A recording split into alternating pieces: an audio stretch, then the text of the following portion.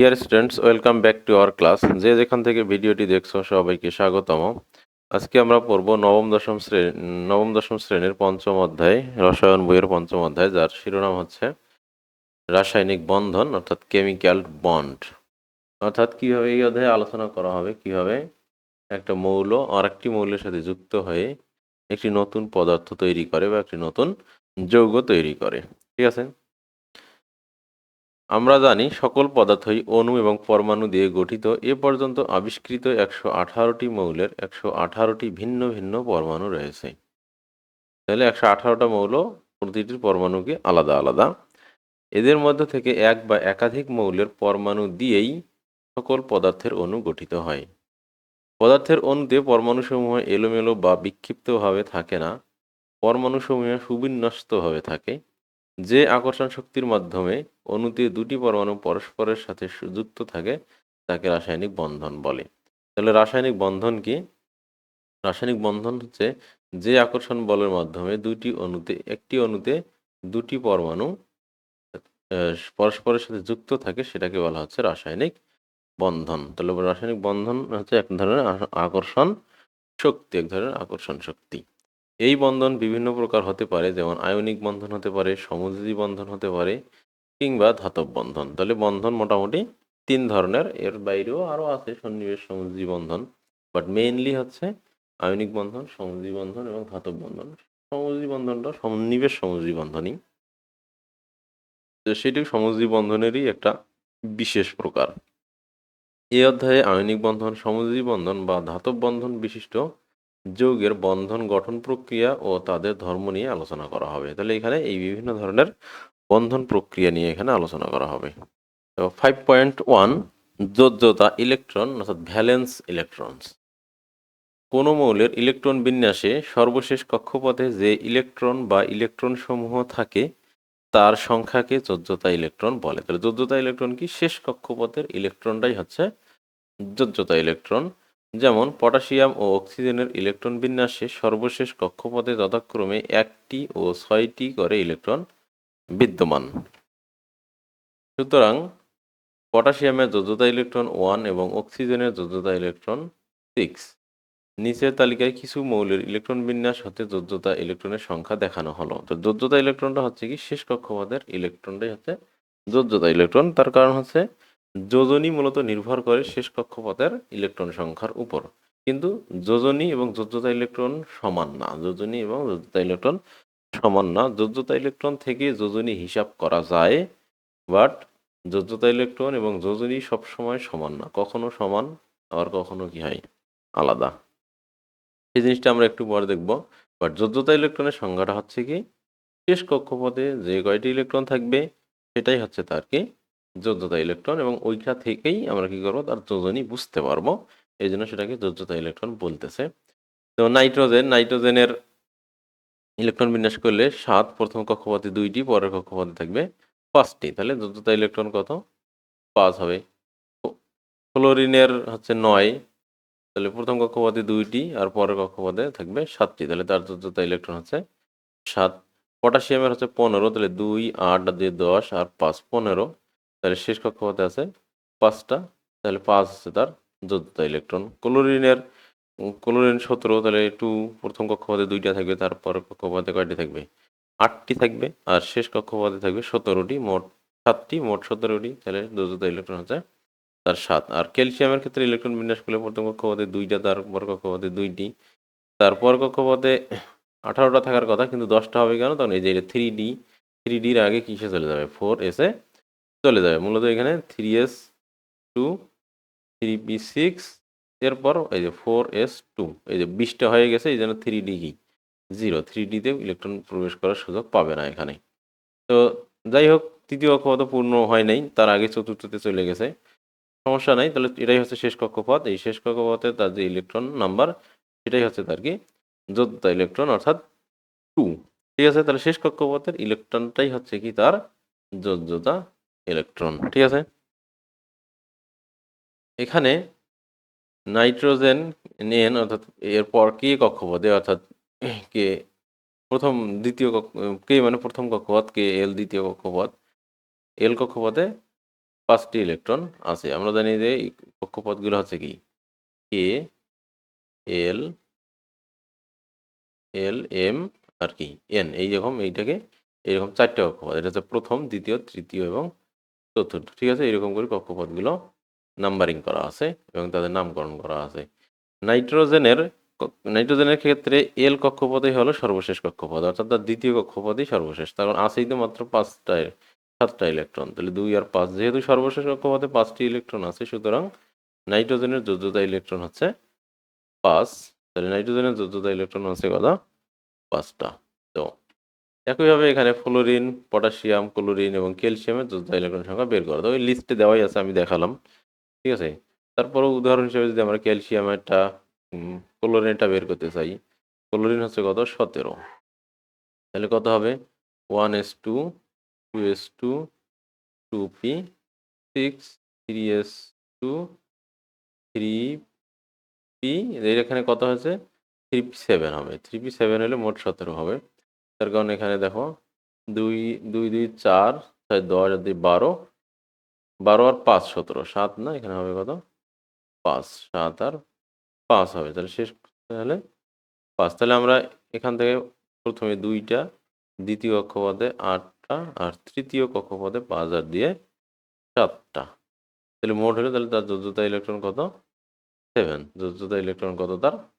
7। ঠিক আছে, তাহলে শেষ কক্ষপথের ইলেকট্রনটাই হচ্ছে তার যোজ্যতা ইলেকট্রনটা। খুব ইজি একটা জিনিস। এরপর হচ্ছে যোজনী কি জিনিস। তাহলে হোয়াট ইজ যোজনী?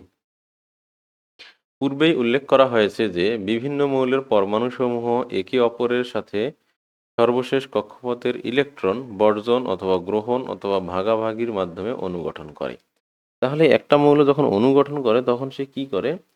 সর্বশেষ কক্ষপথের যে ইলেকট্রনগুলো আছে এই ইলেকট্রনগুলো কখনো সে সর্বশেষ কক্ষপথের ইলেকট্রনগুলো অন্য কাউকে দিয়ে দেয়, কখনো কি করে সব না, 1টা 2টা বা 3টা এরকম কি করে, কখনো সে ছেড়ে দেয় অর্থাৎ বর্জন করে, কখনো সে কি করে এক্সট্রা কিছু ইলেকট্রন শেষ কক্ষপথে সে নিয়ে নেয় কারো কাছ থেকে, তখন গ্রহণ করে বা কেউ দিলে কেউ আরেকজন নিবে, অথবা কি করে সে একদম দিয়েও দেয় না এবং একদম কি নিয়েও নেয় না, বাট সে ভাগাভাগি করে নিজের কিছু অংশ কিছু অন্যকে শেয়ার করে। শেয়ার করার জিনিসটা আমরা পরে বুঝবো ভাগাভাগি করার জিনিসটা কি।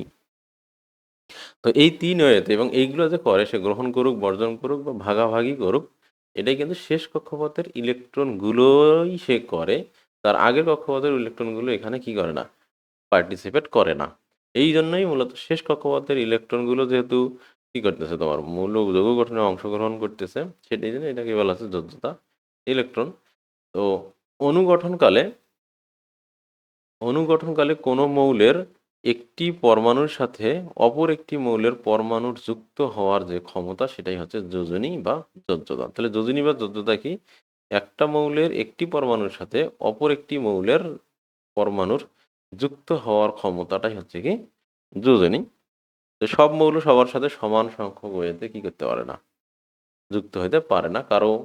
কেউ কি করে, কোনো একটা মৌলে দেখা যাচ্ছে আরেকটা মৌলের আরেকটা অন্য একটা মৌলের 2টা পরমাণুর সাথে যুক্ত হইতে পারে, আবার আরেকটা মৌলের 3টার সাথে যুক্ত হইতে পারে। তার মানে এই যে প্রথম যে মৌল, তার মানে এর ক্ষমতা এক একজনের কাছে কি ভিন্ন ভিন্ন। ঠিক আছে না? তো এটাই সাধারণত সবসময় হাইড্রোজেনের যোজনী 1 ধরা হয়। কোনো মৌলের একটি পরমাণু যতগুলো হাইড্রোজেন পরমাণু বা ক্লোরিন পরমাণুর সাথে যুক্ত হতে পারে সেই সংখ্যাই হলো ওই মৌলের যোজনী বা যোজ্যতা। তো সাধারণত হচ্ছে হাইড্রোজেনের যুক্ত হওয়ার ক্ষমতা সবচেয়ে কম, অর্থাৎ একটা হাইড্রোজেন কখনো একাধিক মৌলের সাথে যুক্ত হইতে পারে না। একটা হাইড্রোজেন কখনো একাধিক মৌলের পরমাণুর সাথে যুক্ত হইতে পারে না, বরং হাইড্রোজেনই কি করে, হাইড্রোজেনেরই অধিক সংখ্যক অন্য কোনো মৌলের একটার সাথে যুক্ত হয়। মানে এইরকম মানে খুব কমই আছে, এটাও যে নাই ব্যতিক্রম। বিজ্ঞান মানেই ব্যতিক্রম। বিজ্ঞানের যে নিয়মগুলো আছে, সূত্রগুলো আছে, এগুলো কখনোই কি হয় না সকল ক্ষেত্রে সর্বাবস্থায়, অর্থাৎ এগুলো কি একদম পরম সত্য বলে কিছুই না। এগুলো সব কিছুরই কি আছে, ব্যতিক্রম আছে। বাট এখানে যে সূত্রগুলো বলা হয় সেগুলো হচ্ছে একটা স্পেসিফিক কন্ডিশনে এই সূত্রগুলো কি হয় খাটে।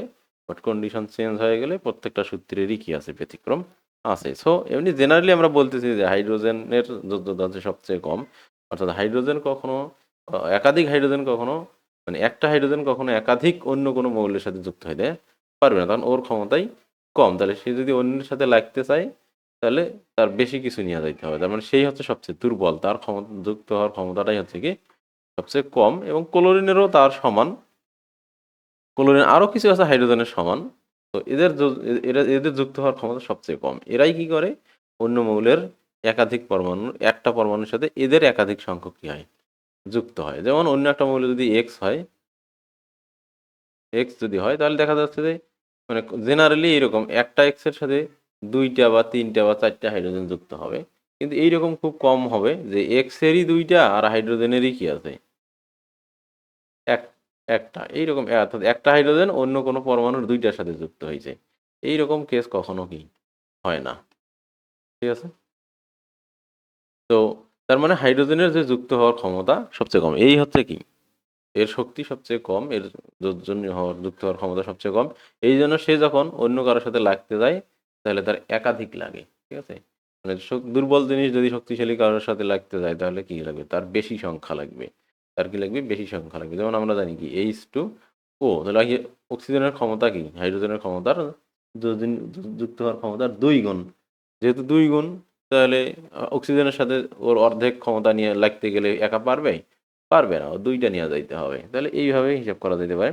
আবার হাইড্রোজেনের মতো দুর্বলও আছে, হাইড্রোজেনের মতো দুর্বল আরও আছে, ওরা আবার একটা একটা করেই হয় সমান সমান। তো তো অন্যান্য মৌলগুলো তাহলে আমরা এখানে বুঝলাম যে হাইড্রোজেন সবচেয়ে দুর্বল যোজনী হাইড্রোজেনের, এবং হাইড্রোজেনের মতো কি আছে আরও কিছু আছে। হাইড্রোজেনের যে সবচেয়ে মানে একাই যে দুর্বল তা না, হাইড্রোজেন একা না, হাইড্রোজেনের সমান শক্তি বিশিষ্ট আরও কিছু আছে। ঠিক আছে, তো সেই অর্থে হাইড্রোজেন, অথবা অনেক সময় হাইড্রোজেন তো আর সবার সাথে বিক্রিয়া করে না, তাহলে যাদের সাথে বিক্রিয়া করে না তাদেরটা কীভাবে বোঝা যাবে, তখন তাদের জন্য হাইড্রোজেনের সমান সমান ক্ষমতা বিশিষ্ট আরেকটি মৌল যেটা আবার তার সাথে কি করে বিক্রিয়া করে, তার সাথে তুলনা করলেও হবে, তখন এর নাম হচ্ছে কি এইরকম হচ্ছে ক্লোরিন। তাহলে হাইড্রোজেনের সাথে বা ক্লোরিনের সাথে এটা তোমার বিক্রিয়া করে দেখতে হবে যে সে কতটির সাথে কতটি হাইড্রোজেন বা ক্লোরিনকে নিজের সাথে নিতে পারতেছে। এভাবে তার কি হবে যোজনীটা বোঝা যাবে। তো সেই অর্থে হাইড্রোজেন এবং ক্লোরিনের যোজনী কত ধরা হচ্ছে, 1 ধরা হচ্ছে। তো হাইড্রোজেনের একটি পরমাণু ক্লোরিনের একটি পরমাণুর সাথে যুক্ত হয়ে HCl অণু গঠিত হয়, হাইড্রোজেন ক্লোরাইড গ্যাস। তাই ক্লোরিনের যোজনীয় 1।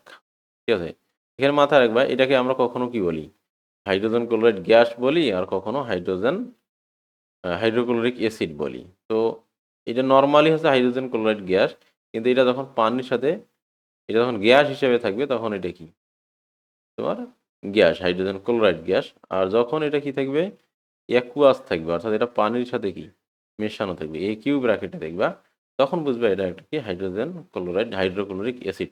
তখন হবে এটা হাইড্রোক্লোরিক অ্যাসিড। ঠিক আছে, তাহলে এইভাবে মাথায় রাখবা। এরপর আছে কি আবার অক্সিজেনের একটি পরমাণু হাইড্রোজেনের 2টি পরমাণুর সাথে যুক্ত হয়ে H2O অর্থাৎ পানি তৈরি করে। তাহলে দেখো এখানে দেখো একটা অক্সিজেন 2টি হাইড্রোজেনকে নিতে পারতেছে, তার মানে অক্সিজেনের যুক্ত হওয়ার ক্ষমতা হাইড্রোজেনের যুক্ত হওয়ার ক্ষমতার চেয়ে কত গুণ, 2 গুণ বেশি। এই জন্য অক্সিজেনের যোজনী হচ্ছে 2। একটি সোডিয়াম পরমাণু একটি ক্লোরিন পরমাণুর সাথে যুক্ত হয়ে সোডিয়াম ক্লোরাইড গঠিত হয়। তাহলে একটু আগেই আমরা হাইড্রোজেনের সাথে তুলনা করে দেখছি ক্লোরিনের যোজনী 1। তাহলে একটা ক্লোরিন একটা সোডিয়ামের সাথে যুক্ত হয়েছে, তার মানে একটা সোডিয়ামেরও যোজনী কত 1। সুতরাং সোডিয়ামের যোজনী হচ্ছে 1। একটি পরমাণুর সাথে যতটি অক্সিজেন পরমাণু যুক্ত হয় তার সেই সংখ্যাকে দ্বিগুণ করলে ওই পরমাণুর যোজনী বা যোজ্যতা পাওয়া যায়। এখন কোনো মৌল যদি ক্লোরিন এবং হাইড্রোজেনের সাথে বিক্রিয়া না করে, কিন্তু সে কার সাথে বিক্রিয়া করে, অক্সিজেনের সাথে বিক্রিয়া করে, তাহলে তার উদাহরণ হিসেবে মনে কর ক্যালসিয়াম যদিও ক্লোরিনের সাথে বিক্রিয়া করে, তারপরও ধরে নেই ক্যালসিয়াম আর এমন একটা মৌল আছে যেটা কি করে ক্লোরিন হাইড্রোজেনের সাথে বিক্রিয়া করে না, কিন্তু সে অক্সিজেনের সাথে বিক্রিয়া করে, উদাহরণ হিসেবে যেমন ক্যালসিয়াম অক্সাইড। তো এই হলো এখন, তাহলে ক্যালসিয়ামের যোজনী কত হবে, তাই না? তাহলে সে যতটি অক্সিজেনের সাথে বিক্রিয়া করবে, তাহলে অক্সিজেনের যোজনী তো কি 2, তার মানে একটা ক্যালসিয়ামের সাথে যুক্ত হয়েছে, তার মানে ক্যালসিয়ামেরও যোজনী কত 1 গুণন 2। ঠিক আছে, তাহলে ক্যালসিয়ামেরও যোজনী 2 অর্থাৎ সমান সমান। অর্থাৎ একটা মৌল একটা মৌল যতটি অক্সিজেনের সাথে নিজের সাথে বিক্রিয়া করবে সেটা হবে কি তার যে যোজনী হবে ওই সংখ্যাটার কত 2 গুণ। অর্থাৎ সে কয়টা অক্সিজেনের সাথে যুক্ত হয়েছে? একটা অক্সিজেনের সাথে যুক্ত হয়েছে। তাহলে ক্যালসিয়াম কয়টা অক্সিজেনের সাথে যুক্ত হয়েছে? একটা অক্সিজেনের সাথে যুক্ত হয়েছে। আর একটা অক্সিজেনের যোজনী কত? 2। অতএব ক্যালসিয়ামেরও যোজনী কত? 2 গুণন 1 সমান 2। ঠিক আছে? এইভাবে যদি উদাহরণ হিসেবে যদি কখনো কি করে এইরকম হয়, কার্বন, তাহলে কার্বন কি করছে? 2টা অক্সিজেনের সাথে যুক্ত হয়েছে। তাহলে কার্বন কয়টা অক্সিজেনের সাথে যুক্ত হয়েছে? 2টা। আর একটা অক্সিজেনের যোজনী আবার কত? 2। তাহলে কার্বনের যোজনী কত? 2 দুগুণে 4। তাহলে এখানে কার্বনের যোজনী হচ্ছে 4। এরকম করে শুধুমাত্র যে হাইড্রোজেনের মাধ্যমেই যোজনী নির্ধারণ করা যাবে তা না। যে কোনো জানা যে কোনো যৌগের মধ্যে যদি একটা পরমাণুর কি জানা থাকে? যোজনী জানা থাকে, তাহলে অন্য পরমাণুটির যোজনীও কি করা যাবে? ওই সেম ভাবে হিসাব করে বের করা যাবে। ঠিক আছে? তো এরপর আমরা পরের অংশে চলে যাই। তো ওই উদাহরণগুলো এখানে দিয়েছে। যেমন ক্যালসিয়ামের একটি পরমাণু একটি অক্সিজেন পরমাণুর সাথে যুক্ত হয়ে ক্যালসিয়াম অক্সাইড তৈরি করে। এখানে অক্সিজেন পরমাণুর সংখ্যা 1। এই সংখ্যাকে 2 দ্বারা গুণ করলে হয় 2। কাজেই ক্যালসিয়ামের যোজনী হচ্ছে কত? 2।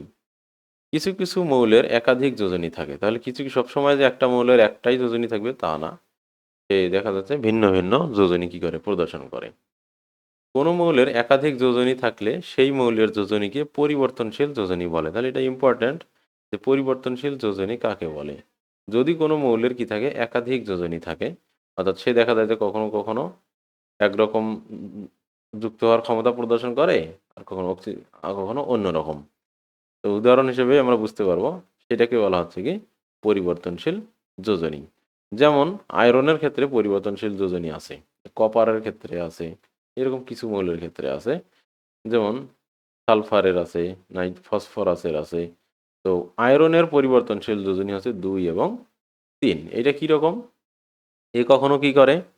কখনো 2 যোজনী শো করে, কখনো 3 যোজনী শো করে। যেমন এই FeO2, তাহলে এইখানে আয়রন এই একটা যৌগ আছে। এই যৌগে আয়রনের যোজনী কত বলো দেখি? যেমন একটা আয়রন 2টা অক্সিজেনের সাথে যুক্ত হয়েছে। একটা আয়রন কয়টা অক্সিজেনের সাথে যুক্ত হয়েছে? না সরি, এইরকম না, Fe2 না, জাস্ট Fe, জাস্ট কি FeO। তাহলে এখানে আয়রনের যোজনী কত? তাহলে একটা আয়রন একটা অক্সিজেনের সাথে যুক্ত হয়েছে, একটা অক্সিজেনের যোজনী আবার 2। তাহলে এখানে আয়রনের যোজনী হচ্ছে কত? 2। ঠিক আছে? আবার আরেকটি যৌগ আছে যেটা হচ্ছে এইরকম। আরেকটি যৌগ হচ্ছে কেমন? এইরকম। তাহলে এখানে কি হয়েছে? একটা আয়রন 3টে অক্সিজেনের সাথে 2টা আয়রন 3টে অক্সিজেনের সাথে যুক্ত হয়েছে। 2টা আয়রন কি 3টে অক্সিজেনের সাথে যুক্ত হয়েছে। তাহলে এখানে আয়রনের যোজনী আমরা কিভাবে হিসাব করব? তাহলে এখানে অক্সিজেনের যোজ্যতা আমরা হিসাব করি। তাহলে অক্সিজেন আছে 3টা, তার যোজনী কত? 2। অর্থাৎ টোটাল যোজনী হইল কত? অক্সিজেনের কত হইল? 6 হলো। মোট হলো কত? অক্সিজেনের মোট যোজ্যতা হলো কত? 6। এইখানে 3টে অক্সিজেন, একটা অক্সিজেনের 2, 3টে অক্সিজেনের 6। আর এই যোজ্যতা কার মধ্যে ভাগ হয়ে গেছে? 2টা আয়রনের মধ্যে। তাহলে ভাগ 2 সমান 3। ঠিক আছে? অর্থাৎ যোজ্যতাকে যদি আমরা একটা হাত হিসেবে মনে করি, তাহলে 2টারই টোটাল হাত সমান হতে হবে। তার মানে এইরকম বিষয়টা অনেক সময় অক্সিজেনের যোজনী 2 মানে ওর হাত কয়টা? 2টি। হাত কয়টি? 2টি। একটা অক্সিজেনের হাত কয়টা? 2টা। তাহলে 3টে অক্সিজেনের হাত কয়টা হবে? তাহলে 3 দুগুণে 6টা। তাহলে আয়রনেরও হাত কত হইতে হবে? 6টাই হইতে হবে। এই 2টা আয়রন মিলে 6টা হাত হতে হবে। তাহলে 2টা আয়রন আছে। তাহলে একটা আয়রনের হাত কত হচ্ছে? 6/2 সমান 3। তাহলে একটা আয়রনের হাত হচ্ছে 3টা। অর্থাৎ টোটাল হাত কি হইতে হবে? সমান হইতে হবে। টোটাল হাত সমান করতে গিয়ে একজনের যত হাত পড়বে সেটাই তার যোজনী। তাহলে একটা আয়রনের ভাগে পড়তেছে কত? 3। তাহলে 3টা অক্সিজেনের মিলে হচ্ছে 6টা, আর তাহলে 2টা আয়রন মিলে হবে 6। তাহলে একজনের ভাগে পড়তেছে 3। তাহলে আমরা বলতে পারবো আয়রনের যোজনী হচ্ছে 3, বা আয়রনের, অর্থাৎ এটা হচ্ছে আয়রনের হাত সংখ্যা বা যোজনী। তাহলে এইভাবে কি করা হয়? হিসাব করা হয়। যেগুলো জানা যায় না সেভাবে কি করা যাবে? এই প্রসেসে তোমরা কি করতে পারো? যে কোনো একটা মৌলের যোজনী হিসাব করতে পারবা। ঠিক আছে? তাহলে তাহলে এখানে আমরা দেখলাম এই যৌগে আয়রনের যোজনী কত? 2। আর এই যৌগে আয়রনের যোজনী কত? 3। ঠিক আছে? তাহলে আয়রন কি করতে পারে? পরিবর্তনশীল যোজ্যতা শো করতে পারে। ঠিক আছে? তো এই হলো কি তোমাদের এ এরপর আমরা যদি পরের অংশে চলে যাই, দেখো কি আছে? যে কোনো মৌলের সর্বোচ্চ যোজনী এবং সক্রিয় যোজনীর পার্থক্যকে ওই মৌলের সুপ্ত যোজনী বলে। তো সুপ্ত যোজনী জিনিসটা কি? আমরা দেখলাম যে আয়রনের যোজনী কত হতে পারে? ২ হতে পারে আর ৩ হইতে পারে। ঠিক আছে? এখন এই যে যৌগটা, আমরা এই যৌগের কথা বলছি। এই যৌগে আয়রনের যোজনী কত? ২। এই যৌগে আয়রনের যোজনী ২, অর্থাৎ তার যে সর্বোচ্চ ক্ষমতা, আমরা বলতে পারি যে আয়রনের সর্বোচ্চ ক্ষমতা এখানে কত? ২। কিন্তু এই যৌগে তার ৩, আয়রনের সর্বোচ্চ ক্ষমতা ৩। কিন্তু সে কি সর্বোচ্চ ক্ষমতা এই যৌগে প্রদর্শন করছে? করে নাই। এই যৌগে তার সে ২ ক্ষমতা প্রদর্শন করছে। আরও ১ বাকি আছে। তাহলে ওই বাকিটুকু সে কি করছে? লুকায় রাখছে। তার মানে ওইটা সুপ্ত অবস্থায় আছে। অর্থাৎ ওইটুকু ক্ষমতা, ওইটুকু যোজনী তার প্রদর্শিত হয় নাই। তাহলে সর্বোচ্চ যোজনী মাইনাস তার সক্রিয় যোজনী। এটাকে বলা হচ্ছে একটা যৌগে যে যোজনীটা সে শো করছে সেটা হচ্ছে তার সক্রিয় যোজনী। অর্থাৎ এই মৌলের ক্ষেত্রে সক্রিয় যোজনী ২। তাহলে এই মৌলে তার সুপ্ত যোজনী কত? ১। সর্বোচ্চ যোজনী তার কত? ৩। সর্বোচ্চ যোজনী থেকে সক্রিয় যোজনী বাদ দিলে তার হবে যোজনী ১। এবার এই মৌলে যদি আমরা এই যৌগে যদি সুপ্ত যোজনী বের করতে চাই, তাহলে তাহলে তার সর্বোচ্চ যোজনী সবসময় জানা থাকবে। সর্বোচ্চ যোজনী ৩। ওর যোজনী হইতে পারে ২ আর ৩। তাহলে সর্বোচ্চ যোজনী আয়রনের ৩। আর এই যৌগের ক্ষেত্রে তার সক্রিয় যোজনী কত, অর্থাৎ কত যোজনী সে এখানে কাজে লাগাইছে? এখানে কিন্তু ৩ যোজনী সে ব্যবহার করছে। তাহলে এখানে তার সুপ্ত, অর্থাৎ এখানে সে তার কোনো ক্ষমতা অবশিষ্ট রাখে নাই। অর্থাৎ তার এখানে সুপ্ত যোজনী কত? 0। ঠিক আছে? অর্থাৎ সর্বোচ্চ ক্ষমতাটাই, তার যত ক্ষমতা তার পুরোটাই সে কি করছে? এই দ্বিতীয় যৌগ আয়রন, এই যে তোমার ফেরিক অক্সাইডে সে ব্যয় করে ফেলছে। ওই জন্য তার এখানে আর কোনো জমা শক্তি নাই। অর্থাৎ জমা যোজনী নাই। অর্থাৎ এটাকে সুপ্ত যোজনী বলা হচ্ছে। তার এটা সুপ্ত যোজনী হচ্ছে ০। এখন এগুলোর নাম যদি বলি, এটার নাম হচ্ছে ফেরাস অক্সাইড। এটার নাম কি? Ferrous oxide. আর এটাকে বলা হচ্ছে ফেরিক অক্সাইড। তাহলে এইখানে কোনো একটা মৌলের যখন এরকম ২ টি কি থাকবে? যোজনী থাকবে, একটা ছোট একটা বড়। নামকরণগুলোর ক্ষেত্রে তোমরা মাথায় রাখবা যে যেটাতে যোজনী কি হবে? কম ব্যবহার হবে সেটা শেষে আঁচ থাকবে। সেটা শেষে কি থাকবে? আঁচ। তাহলে যেমন এটা আয়রনের নাম হচ্ছে কি? ফেরাম। তো যখন ২ যৌগ গঠন, ২ যোজনী ব্যবহার করে সে যৌগ গঠন করবে, তখন সেটা হবে কি? আঁচযুক্ত হয়ে যাবে। অর্থাৎ এটা হয়ে যাবে ফেরাস অক্সাইড। কি হবে? Ferrous oxide. ঠিক আছে? আর ৩ যোজনী, অর্থাৎ বেশি যোজনী যখন ব্যবহার করবে তখন নামের শেষে থাকবে ইক। তখন ওর নাম হবে কি? ফেরিক। তখন ওর নাম হবে কি? Ferric oxide. কি? Ferric oxide. ই না, কে না, সি। কি হবে? Ferric oxide. বুঝতে পারছো? তাহলে এগুলো মাথায়, এবং কপারের ক্ষেত্রে একইভাবে আছে কিউ প্লাস আর কিউ প্রিক। তাহলে কপারের ২ টা যোজনী, একটা হচ্ছে কি ২ আর একটা ১। তাহলে এখানে যোজনী কত ব্যবহার হয়েছে বলো দেখি? হ্যাঁ, তাহলে এই যৌগে আমি যদি বলি, তাহলে এখানে কত ব্যবহার হয়েছে? কপারের যোজনী কত? এখানে একটা অক্সিজেনের যোজনী কত? ২। অর্থাৎ যোজনের এখানে অক্সিজেনের মোট হাত কত? ২ টা। এই ২ টা হাত কয়টা কপার ভাগ করে নিছে? ২ টা কপার ভাগ করে নিছে। ২ ভাগ ২। তাহলে একটা কপারের ভাগে পড়ছে কত? 1। তাহলে এখানে কপারের যোজনী হচ্ছে কি 1। আর একটা হচ্ছে CuO। তাহলে এখানে অক্সিজেনের যোজনী ২, একটা কপার আছে, তাহলে তার যোজনীও কি ২। তাহলে এখানে কপারের যোজনী কত? 1। আর এখানে কপারের যোজনী হচ্ছে ২। তাহলে এখানে ছোট যোজনী আর এখানে বড় যোজনী ব্যবহার হয়েছে। এই জন্য ছোট যোজনীর নাম হচ্ছে কপার থেকে হচ্ছে কপারের ল্যাটিন নাম হচ্ছে কিউপ্রাম। কপারের ল্যাটিন নাম কি? কিউপ্রাম। তো কিউপ্রাম থেকে হবে কি, কম যেহেতু আছে তাহলে এটা হবে কিউপ্রাস। এটা হবে কি? কিউপ্রাস। এটা হচ্ছে কিউপ্রাস অক্সাইড।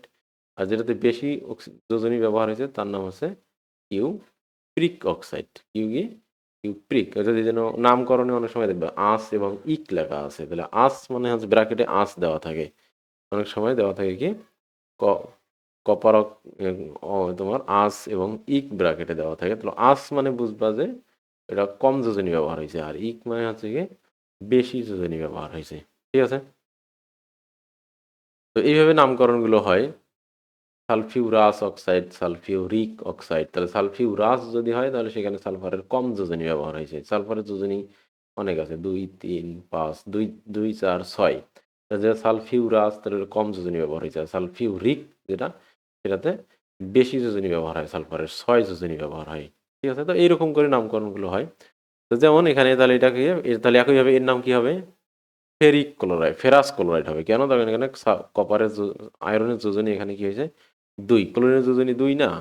তাহলে একটা ক্লোরিনের যোজনী 1, তাহলে 2টা ক্লোরিন মিলে হবে কি? 2 ক্ষমতা হাত 2টা হইলো। আর একটা আয়রন সেই 2টা হাতের সাথে যুক্ত হয়েছে। তাহলে একটা আয়রনের হাত কত এখানে? 2 হবে। তাহলে এটা হবে কি? Ferrous chloride. এটা হবে কি?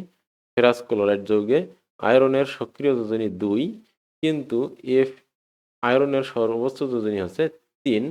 অতএব ফেরাস ক্লোরাইড যৌগে আয়রনের সুপ্ত যোজনী হচ্ছে কত? 1। তো 3 বিয়োগ 2 সমান 1। আবার এটার নাম হবে কি? ফেরিক ক্লোরাইড হবে। এটার নাম কি হবে? Ferric chloride. কেন? এখানে দেখো ক্লোরিনের যোজনী 1 আর 3টা ক্লোরিন আছে, তাহলে মোট হাত হইল, এক একটা যোজনীকে একটা হাত হিসাবে ধরলে মোট 3টা হাত হইল। তাহলে আয়রনেরও কি লাগবে? 3টা হাত লাগবে। তাহলে একটা আয়রন আছে, তাহলে একটা আয়রনেরই 3টা হাত লাগবে এখানে। ঠিক আছে? তাহলে এখানে আয়রনের যোজনী কত হবে? 3। এই জন্য বেশি যোজনী ব্যবহার হয়েছে, এই জন্য এর নাম হচ্ছে ফেরিক ক্লোরাইড। তাহলে ফেরিক ক্লোরাইড যৌগে Fe এর আয়রনের সক্রিয় যোজনী 3, কিন্তু আয়রনের সর্বোচ্চ যোজনীয় কত? 3। তাহলে এখানে সুপ্ত যোজনী কত? নাই, অর্থাৎ 0। অর্থাৎ তার পুরো ক্ষমতাটাই সে কি করছে? ব্যবহার করে ফেলেছে। ঠিক আছে? তো এখানে বিভিন্ন মৌলের যোজনীগুলো কি দেওয়া আছে? লিস্ট দেওয়া আছে। এখন প্রশ্ন হতে পারে, যোজ্যতায় আমরা এখানে র্যান্ডমলি কি করছে? মৌলের যোজনীগুলো দিয়ে দিয়েছে। তাহলে আমরা যোজ্যতা ইলেকট্রন পড়ে আমাদের কি কাজ হইলো? ঠিক আছে? যোজ্যতা ইলেকট্রনগুলো পড়ে আমাদের কি কাজ হলো? যোজ্যতা ইলেকট্রনের সাথে যোজনীর কি আদৌ কোনো সম্পর্ক আছে কিনা? তাহলে আমরা কি এই যোজনীগুলো সব মুখস্থ করব কিনা? ঠিক আছে? তাহলে এইখানে আমি তোমাদেরকে একটা বলি। তো এইখানে যোজ্যতা ইলেকট্রন হচ্ছে শেষ কক্ষপথের ইলেকট্রনগুলো হচ্ছে তার যোজ্যতা ইলেকট্রন।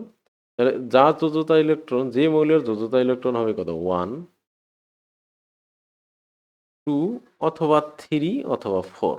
1, 2, 3, 4। যার যোজ্যতা ইলেকট্রন 1, 2, 3, 4 হবে, তার যোজনীয় কত হবে? তার যোজনীয় হবে যথাক্রমে 1, 2, 3, 4। তাহলে যার যোজ্যতা ইলেকট্রন, তাহলে তাহলে যোজ্যতা ইলেকট্রন যদি হয় 1, 2, 3, 4, তাহলে তাদের যোজনীয় হবে যথাক্রমে, যার যোজ্যতা ইলেকট্রন 1 তার যোজনী 1, যার যোজ্যতা ইলেকট্রন 2 তার যোজনী 2, এরকম করে। অর্থাৎ আমরা জানি গ্রুপ 1, গ্রুপ 1 এর যে মৌলগুলো আছে তাদের শেষ কক্ষপথে একটা ইলেকট্রন থাকে। তাহলে গ্রুপ 1 এর মৌলগুলোর যোজনী কত? 1। গ্রুপ 2 এর মৌলগুলোর শেষ কক্ষপথে আমরা জানি 2টা ইলেকট্রন থাকে। তাহলে গ্রুপ 2 এর মৌলগুলোর যোজনী কত? 2। গ্রুপ 3 এর মৌলগুলোর শেষ কক্ষপথে 3টি ইলেকট্রন থাকে, তাহলে তাদের যোজ্যতা ইলেকট্রন 3, তাহলে তাদের যোজনীয় 3। গ্রুপ 4 এর শেষ কক্ষপথের ইলেকট্রন থাকে কত? 4টা, তাহলে তাদের যোজ্যতা ইলেকট্রন 4 আর তাদের যোজনীয় কত? 4। এগুলো প্রথম 20টার জন্য এগুলো খাটে, পরে অনেক সময় ব্যতিক্রম চলে আসে, বা প্রথম 20এও ব্যতিক্রম আছে। এটা একটা জেনারেল গাইডলাইন, এটাকে তোমরা কখনোই কি মনে করো না যে একদম এবং পরম সত্য। এটা জেনারেলি কি এটা হয়, কিন্তু এর মধ্যেও কিছু কিছু আছে ব্যতিক্রম। আচ্ছা দেখ, আমি আগে জেনারেল গাইডলাইনটা দেখাচ্ছি, তারপর ব্যতিক্রমগুলো দেখাচ্ছি। ঠিক আছে? তাহলে এইভাবে যোজ্যতা ইলেকট্রন এবং যোজনী হয়। আর যাদের যোজ্যতা ইলেকট্রন কত? 4-এর পর থাকলো যদি 5 হতে পারে, 6 হতে পারে, আর 7 হতে পারে, আর কি হতে পারে? 8 হতে পারে। তাহলে যাদের যোজ্যতা ইলেকট্রন কত? যথাক্রমে 7, 5, 6, 7, 8। তাহলে তাদের যোজনীগুলো কত হবে? তাহলে তাদের যোজনী হবে 8 মাইনাস এই সংখ্যাগুলো। 8 মাইনাস কি? এই সংখ্যাগুলো। অর্থাৎ 8 মাইনাস কি? এই সংখ্যাগুলো। যদি আমরা বলি 8 মাইনাস এক্স, যখন কি এক্স গ্রেটার দেন কি? Or equal 5। Greater than or equal কি? 5। মানে 4 থেকে, মানে আমরা ম্যাথমেটিক্যালি যদি এটা দেখাইতে চাই আর কি। তাহলে যোজনী আর যোজ্যতা ইলেকট্রন সমান হবে যখন যোজ্যতা ইলেকট্রন হবে কি 1 থেকে 4-এর মধ্যে। আর যোজনী হবে 8 মাইনাস যোজ্যতা ইলেকট্রন যখন যোজ্যতা ইলেকট্রন 5 অথবা 5-এর চেয়ে বড়। তাহলে এইখানে, তাহলে এটার ক্ষেত্রে যোজনী কত হবে? 8 মাইনাস 5 সমান 3। আর এটার ক্ষেত্রে যোজ্যতা ইলেকট্রন হবে 8 মাইনাস 6 সমান 2। যোজ্যতা ইলেকট্রন বাদ দিতে হবে যোজনী। এটার জন্য যোজনী হবে কত? 8 মাইনাস 7 সমান 1, অর্থাৎ 17 নম্বর গ্রুপ বা 7A যে গ্রুপটি আছে, ঠিক আছে, 17 নম্বর গ্রুপ ক্লোরিন ফ্লোরিন ব্রোমিন আয়োডিনের যে গ্রুপটা, অথবা এটাকে 7A গ্রুপ বলা হয়। এটাকে কি বলা হয়? 7A গ্রুপ, ঠিক আছে। তাদের শেষ কক্ষপথে 7টা ইলেকট্রন থাকে। তার যে যোজতা ইলেকট্রন কত? 7, তাহলে ওর যোজনী হবে 1। আর শেষ কক্ষপথ যেটা 18 নম্বর, অর্থাৎ 8A গ্রুপ যেটি, তাহলে সেইখানে হচ্ছে কি 8 মাইনাস 8 সমান 0, অর্থাৎ তাদের যোজনী হচ্ছে কত? 0। তাহলে এই হচ্ছে একটা কি জেনারেল গাইডলাইন। এই হচ্ছে একটা কি জেনারেল গাইডলাইন। এইভাবে যোজ্যতা ইলেকট্রন থেকে কি করা যাবে? যোজনী হিসাব করা যাবে। এখন এর মধ্যে কি আছে? ওই যে ব্যতিক্রমগুলো আছে, মানে প্রতিটি মৌলের অ্যাটলিস্ট একটা যোজনী কি করবে? এই নিয়ম মানবে। কিন্তু কিছু কিছু মৌল আছে এই নিয়মের বাইরেও সে যোজ্যতা প্রদর্শন করে। যেমন আমরা যদি উদাহরণ হিসেবে সালফারের কথা ধরি, তাহলে সালফারের ইলেকট্রন বিন্যাস যদি আমরা করি, সালফার হচ্ছে কি 2, 8 আর কত? 6। 2, 8, 6। তাহলে এই নিয়ম অনুযায়ী সালফারের যোজনী হওয়ার কথা কত? এর যোজ্যতা ইলেকট্রন কত? 6। তাহলে যোজনী হবে কত? 6 বিয়োগ 8 সমান 2, অর্থাৎ তার যোজনী হবে 2। অর্থাৎ হ্যাঁ, সালফারের যোজনী 2, অবশ্যই 2। কিন্তু সালফারকে ব্যতিক্রম হিসেবে মাথায় রাখতে হবে, শেষ কক্ষপথের যে ইলেকট্রন নাম্বার সেটাও তার যোজনী। সেটা অন্যান্য মৌল যেমন 1 থেকে 4 হইলে যেরকম তার শেষ কক্ষপথের ইলেকট্রনটা, যোজ্যতা ইলেকট্রনটাই তার যোজনী হিসেবে কাজ করতেছে, সালফারের ক্ষেত্রে এটাই কাজ করে। 6ও তার যোজনী। আবার মাঝখানে তার একটা যোজনী আছে 4। তাহলে এটা ব্যতিক্রম। তাহলে তার এক্সট্রা এই 2টা যোজনী সে কি করে? শো করে তার গঠনের কারণে। ওগুলো তোমরা জানতে পারবা, আমি এখন ব্যাখ্যা দেখাচ্ছি না কিভাবে তারা 4 এবং 6 শো করে। তাহলে এই যে, তাহলে সালফারের যোজনী কত? 2। এই নিয়মে 2 এটা অবশ্যই আছে, সেই সাথে সাথে 4 এবং কি 6ও। একইভাবে ফসফরাসের আমরা জানি ফসফরাস 15, তাহলে 2, 8, 5। তাহলে সেই অনুপাতে ফসফরাসের যোজনী হওয়ার কথা কত এই নিয়ম অনুযায়ী? 8 বিয়োগ 5 সমান কত? 3, ঠিক আছে, 8। মানে তোমরা অনেক ভাবতে পারো যে 8 থেকেই কেন বাদ দিছি আমরা? তার কারণ অষ্টকের নিয়ম বলে একটা নিয়ম আছে, অর্থাৎ শেষ কক্ষপথে 8টা ইলেকট্রন পূরণ হওয়া লাগে।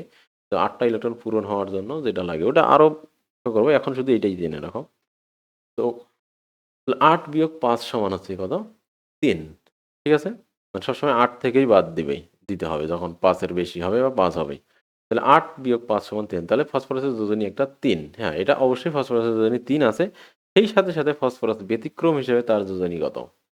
5। তাহলে 5 শেষ কক্ষপথের, মানে তার যোজ্যতা ইলেকট্রনটা 5, সেটাও কি তার যোজনী হিসেবে কি করতেছে? কাজ করতেছে।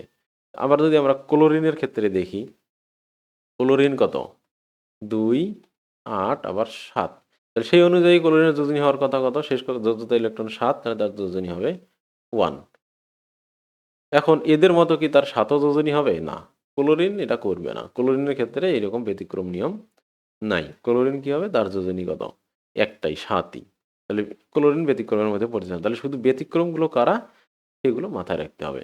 সেটা হচ্ছে সালফার, ফসফরাস। আমরা 1 থেকে 20 বা 30 পর্যন্ত যে মৌলগুলো আছে সেগুলোর ক্ষেত্রেই শুধুমাত্র দেখব। যেমন এখানে লিস্ট দেওয়া আছে, ব্যতিক্রমগুলো শুধু আমি দেখাচ্ছি। এই আয়রন, আয়রন হচ্ছে 26। আয়রন কত? 26। তাহলে আয়রনেরটা যদি আমরা দেখতে চাই, তাহলে আয়রন দেখো 26। আয়রন কত? 26। তাহলে কত হবে? 2 হবে, 8 হবে, তারপর কত? 2, 8, 18। তাহলে আয়রন হচ্ছে 2, 8 আর মানে আগে আমরা এখানে দেই চতুর্থ কক্ষপথ 2টা, তাহলে বাকি থাকবে আর 14টা, ঠিক আছে। 8 আর দিয়ে 10, 12 আর 14, 12 12 আর 14, 26। তাহলে এইরকম। তাহলে তাহলে আয়রনের যোজ্যতা ইলেকট্রন কত? 2। তাহলে আয়রনের যোজনীয় কত? 2। কিন্তু এইটার ব্যতিক্রম হিসেবে আয়রনের আর একটা যোজনী আছে কত? 3। এটা কিভাবে হয়? প্রত্যেকটা অরবিটালের আবার উপশক্তি স্তর আছে। এস এর 2টা, এস এর 1টা, পি এর 3টা, টি এর আবার এরকম 6টা। তো এইরকম করে তোমার ওইগুলোর উপর নির্ভর করে পরে আর সে কি করে? এই একটা যোজনী শো করে। তো ওগুলো আমরা দেখব না। তো মেইনলি আমরা যে নিয়মগুলো পড়লাম সেই নিয়মে প্রত্যেকেরই একটা করে যোজনী থাকবে, আর কিছু কিছু মৌলের এর পাশাপাশি একটা এক্সট্রা যোজনী থাকবে। যেমন এটা মেইন নিয়মে 3 আর আয়রনের ব্যতিক্রম হিসেবে 3, মানে মেইন নিয়মে 2 আর ব্যতিক্রম হিসেবে 3 আছে। জিঙ্কের মেইন নিয়মে 2, 2ই, লেডের আমরা যে নিয়ম বর্ণনা করছি সেই অনুযায়ী 2 হয় আর এক্সট্রা হিসেবে তার 4 আছে। নাইট্রোজেনের মেইন নিয়মে কত? 3 আর এক্সট্রা হিসেবে তার কি 5 আছে। শেষ কক্ষপথে তার 5টা আছে। সেই হিসেবে 8 থেকে 5 বদলে 3 আবার 5 নিজেও কি ইলেকট্রন তার ফসফরাসের ক্ষেত্রেও তাই। ফসফরাস আর নাইট্রোজেনের একই নিয়ম। শেষ কক্ষপথে 5টা ইলেকট্রন আছে তাহলে তার যোজনী 3 ও 8 থেকে 5 বদলে 3 সেই সাথে সাথে আবার কি 5 নিজেও। কপারের ক্ষেত্রেও 1 আর 2 মানে এদের ঠিক আছে। একইভাবে সালফারটা তো আমি দেখালাম। কার্বনের ক্ষেত্রে কার্বনের শেষ কক্ষপথে কয়টা ইলেকট্রন আছে? 6টা ইলেকট্রন আছে। তাহলে সেই হিসাবে তার ইলেকট্রন তার যোজনী হওয়ার কথা 2 8 বিয়োগ 6 সমান 2 কিন্তু সেই সাথে সাথে তার আরেকটা যোজনী আছে সেটা হচ্ছে 4 ওর কিন্তু এদের কিন্তু 3 আর 5 মানে শেষ কক্ষপথে কয়টা আছে 5টা ইলেকট্রন আছে তাহলে 8 বিয়োগ 5 সমান 3 আর 5 নিজেও সেই হিসাবে কার্বনের শেষ কক্ষপথে 6টা ইলেকট্রন আছে ঠিক আছে কার্বনের শেষ কক্ষপথে 6টা না কার্বনের শেষ কক্ষপথে বা কার্বন তো 4টা ইলেকট্রন আছে কার্বনের শেষ কক্ষপথে কয়টা ইলেকট্রন আছে 4টা ইলেকট্রন আছে তাহলে তার যোজনী হচ্ছে কত তার সেই সাথে সাথে আবার কি আরেকটা আছে কি তার 2 আরেকটা আছে কি তার 2 তাহলে মেইন নিয়মে তার যোজনী তার কিন্তু এক্সট্রা হবে তার আরেকটা যোজনী আছে কত 2 মানে 2টাই তার কি মেইন নিয়মের বাইরে তো আর সালফারের ক্ষেত্রে তো বললাম মেইন নিয়মে তার যোজনী হওয়ার কথা কত ওটা দেখাইলাম আমি তোমার 2 আর সেখানে হচ্ছে কত তোমার 2 6 নিজেও আবার 6টা ইলেকট্রন আছে শেষ কক্ষপথে সেই নিয়মে হওয়ার কথা কত 2 8 8 বিয়োগ 6 8 বিয়োগ 2 সমান 6 সেই সাথে সাথে আবার 6 নিজেও ইলেকট্রন আবার এক্সট্রা হিসেবে কি আছে 4 আছে তাহলে ব্যতিক্রমগুলোকে তোমরা কি করবা আলাদাভাবে লিস্ট আউট করবা তাহলে 1 নম্বর ব্যতিক্রম আছে কি কার্বন সিরিয়ালি কার্বন তোমার হচ্ছে কার্বন কত 2 4 নাইট্রোজেন হচ্ছে কত 3 5 ফসফরাসও হচ্ছে কত 3 5 তাহলে ব্যতিক্রমগুলো আলাদা করে লিখে নেবা তারপর আছে তারপর সালফার এগুলো তারপর সালফার হচ্ছে কত 2 4 আর 6 আয়রন হচ্ছে 2 আর 3 কপার হচ্ছে 1 2 আর লেড এটাও খুব বেশি লাগে না লেড কত 2 আর 3 মনে হয় লেড কত 2 আর 4 লেড হচ্ছে 2 আর 4 এই কয়েকটাকে তোমরা কি করবা আলাদা করে লিস্ট আউট করে নিবা তার মধ্যে তোমাদের এইগুলো হচ্ছে সবচেয়ে বেশি লেডটা অত লাগে না কিন্তু এখানে যে কয়েকটা আছে 1 2 3 4 5 এই যে 6টা এখানে 3টা আর এখানে 3টা এই 6টা তোমাদের অবশ্যই কি করতে হবে ব্যতিক্রম হিসাবে মাথায় রাখতে হবে আর বাদ বাকি যেগুলো আছে সেগুলো তাদের গ্রুপ নাম্বারটাই তাদের কি যোজনী যদি 1 থেকে 4 হয় আর 5 থেকে 8 পর্যন্ত হইলে তাদের গ্রুপ নাম্বার থেকে 8 থেকে গ্রুপ নাম্বার বাদ দিলে তার যোজনী হবে ঠিক আছে তো এই ছিল যোজনী বের করার একটা গাইডলাইন আমি দেখিয়ে দিলাম তোমরা এখন প্র্যাকটিস করবে আশা করি তোমরা পারবা এগুলি এরপর আছে যৌগমূলক এবং তাদের যোজনী মৌ দেখি একাধিক মৌলের কতিপয় পরমাণু বা আয়ন পরস্পরের সাথে মিলিত হয়ে ধনাত্মক বা ঋণাত্মক আধান বিশিষ্ট একটি পরমাণু গুচ্ছ তৈরি করে এবং এটি একটি মৌলের ন্যায় আচরণ করে এ ধরনের পরমাণু গুচ্ছকে যৌগমূলক বলা হয় তাহলে আমরা জেনারেলি কি দেখি যখন যৌগ গঠন করে তখন একটা মৌলিক পদার্থ কি করে ইলেকট্রন আদান প্রদানের মাধ্যমে যৌগ গঠন করে তাহলে ওরা তাহলে একটা মৌলিক পদার্থের যে পরমাণু আছে তার একটা নির্দিষ্ট বৈশিষ্ট্য আছে সে কি করে ইলেকট্রন গ্রহণ করে বা ইলেকট্রন ত্যাগ করে করার মাধ্যমে অন্য কারোর সাথে যুক্ত হয় সে একটা একক হিসেবে কাজ করে আবার কখনো কখনো দেখা যায় যে ওরা দুইটি মৌল একত্র হয়ে যুক্ত হয়ে তারা নিজেদের মতো কি করে না বিক্রিয়ায় অংশগ্রহণ করে না অর্থাৎ তারা দুইজনের সম্মিলিত যে রূপ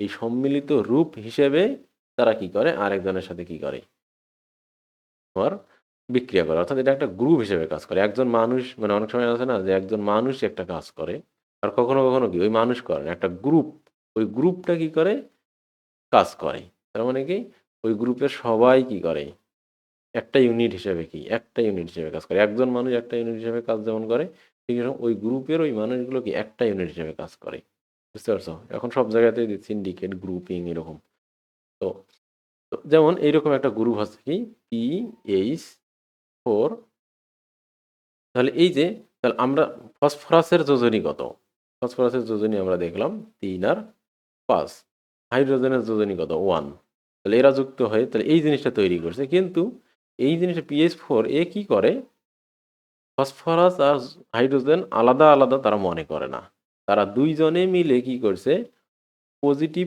ওয়ান চার্জযুক্ত একটা সত্তা তৈরি করছে, অর্থাৎ এর যোজনী হয়ে গেছে ওয়ান। অর্থাৎ তারা কি করে, একটা ইলেকট্রন গ্রহণ করতে পারে কারো কাছ থেকে, কারো কাছ থেকে এরা কি করতে পারে, একটা ইলেকট্রন নিতে পারে। এদের একটা সম্মিলিতভাবে একটা ইলেকট্রনের ঘাটতি আছে, এই জন্য প্লাস। যখন সে বিক্রিয়া অংশগ্রহণ করে তখন সে কি করে, একটা ইলেকট্রন তার কাছে নেয়। অর্থাৎ সে এখানে কি করে, একটা বিক্রিয়ায় বিক্রিয়ায় অংশগ্রহণ করার সময় এরা কি করে, ক্লোরিন যেরকম কাজ করে ঠিক সেই রকম ভূমিকা রাখে। সে একটা ইলেকট্রন সে কি করে, গ্রহণ করে নিতে পারে, নিয়ে এটা কি করতে পারে, সে ব্যালেন্স করে দিতে পারে। ঠিক আছে, এইভাবে সে কি করে, নিউট্রাল হয়। তার মানে এই সম্মিলিতভাবে সে একটা ধনাত্মক চার্জ বিশিষ্ট আয়নের মতো কাজ করে। যেমন সোডিয়াম কি করে, আমরা জানি যে সোডিয়াম একটা ইলেকট্রন ত্যাগ করে কি করছে, পজিটিভ আয়ন তৈরি হয়েছে। ঠিক আছে, সে পজিটিভ আয়ন তৈরি করছে।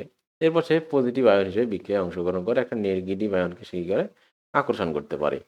ঠিক সেই রকম এই PH4 প্লাস কি করে, এদের সম্মিলিতভাবে তাদের একটা ইলেকট্রনের কি করে, ঘাটতি আছে, একটা ইলেকট্রনের কি আছে, ঘাটতি আছে। তো সম্মিলিতভাবে এখন সে কি করে, একটা নেগেটিভ আয়নের সাথে কি করতে পারে, যুক্ত হইতে পারে। অর্থাৎ যার মধ্যে কি আছে, একটা ইলেকট্রন বেশি আছে, ওইটার কারণে সে কি করে, তার সাথে যুক্ত হতে পারে। ওইটাকে ওর আকর্ষণে, ওই ইলেকট্রনের আকর্ষণে সে যেতে পারে। নিয়ে নেয় বিষয়টা তা না। তাহলে তাহলে এই জিনিসটাকে বলা হচ্ছে কি যৌগমূলক। অর্থাৎ ফসফরাস এবং হাইড্রোজেন নিজ নিজ অস্তিত্বের কথা ভুলে গেছে, ভুলে গিয়ে PH4 একটা ইউনিট হয়ে গেছে। এই ইউনিটটার যোজনী হচ্ছে কত, ওয়ান, এবং ওয়ান যোজনী বিশিষ্ট একটা পরমাণুর মতোই সে কি করে, যৌগ গঠনে অংশগ্রহণ করে। অর্থাৎ সে যা কিছু করে সব একসাথে করে। ঠিক আছে, যা কিছু করে সে একসাথে করে।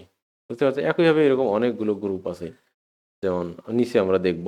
তো এই গ্রুপগুলো কি করে, একটা মৌলের মতোই কি করে, আচরণ করে। এই জন্য এটাকে বলা হচ্ছে কি যৌগমূলক, বা একটা আয়নের মতো আচরণ করে। যৌগমূলকগুলো কখনো কি হয় না, শূন্য চার্জ বিশিষ্ট হয় না। যৌগমূলকগুলো সবসময় কি হয়, হয় পজিটিভ অথবা নেগেটিভ চার্জ বিশিষ্ট হবে। ঠিক আছে, এই পরমাণু গুচ্ছকে বলা হয় যৌগমূলক। যৌগমূলক ধনাত্মক কিংবা ঋণাত্মক আধান বিশিষ্ট হতে পারে।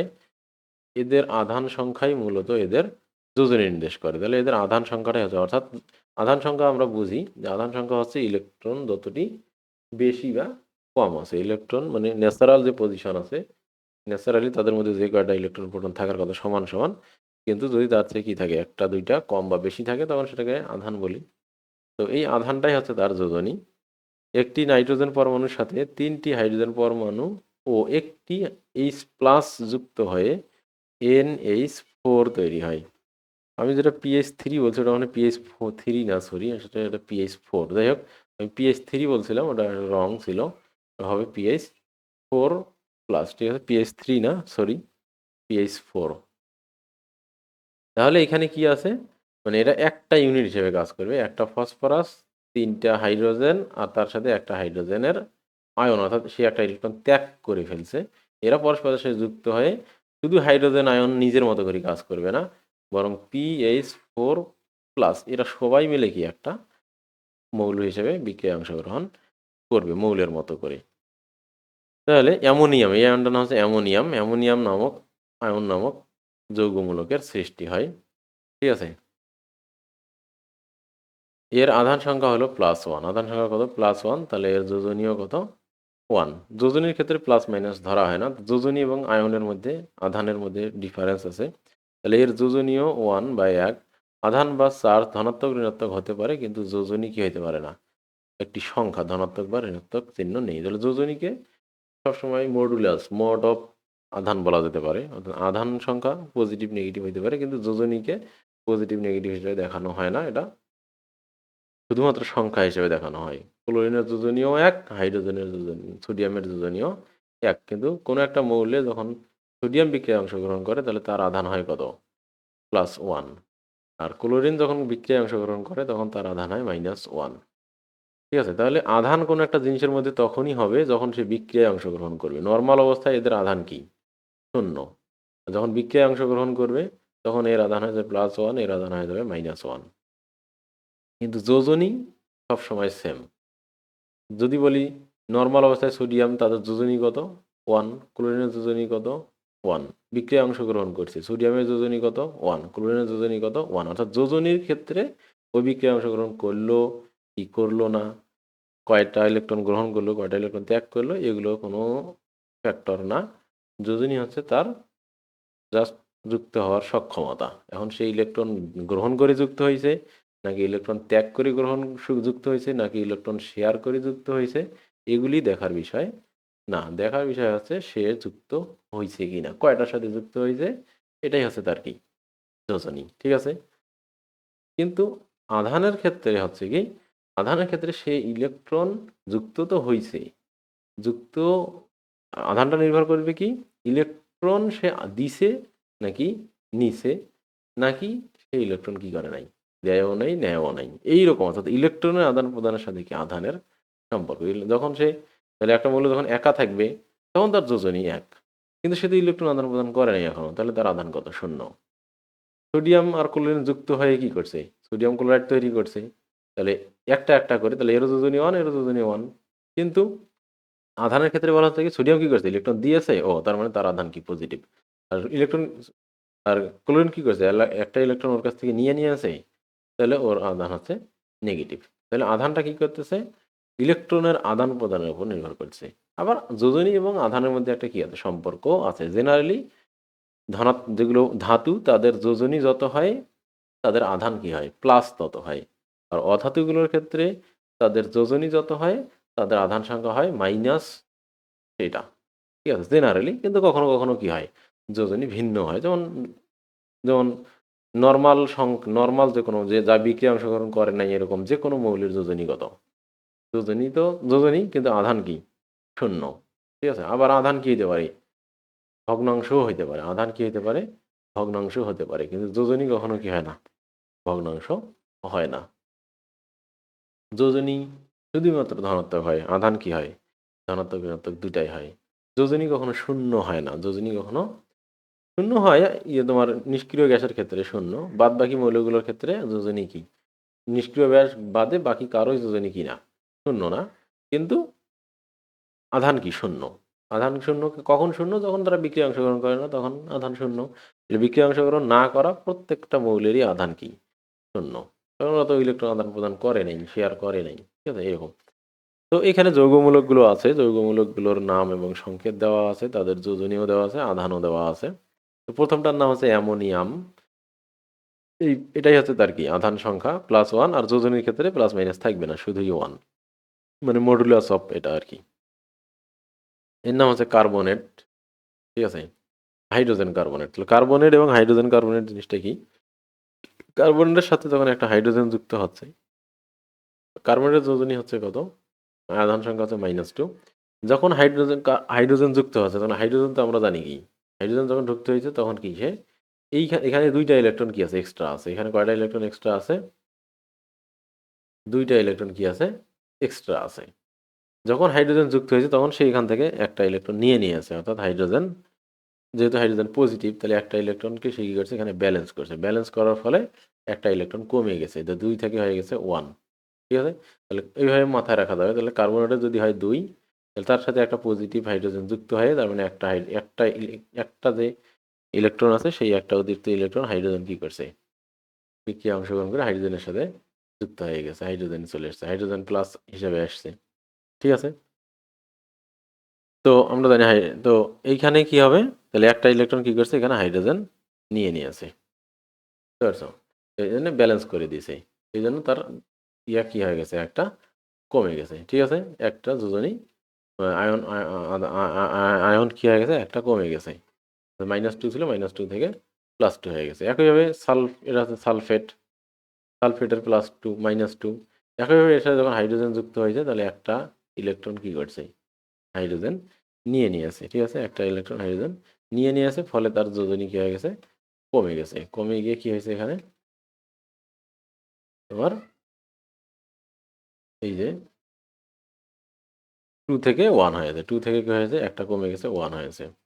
সালফাইড, ঠিক আছে, সালফেট এবং সালফাইড।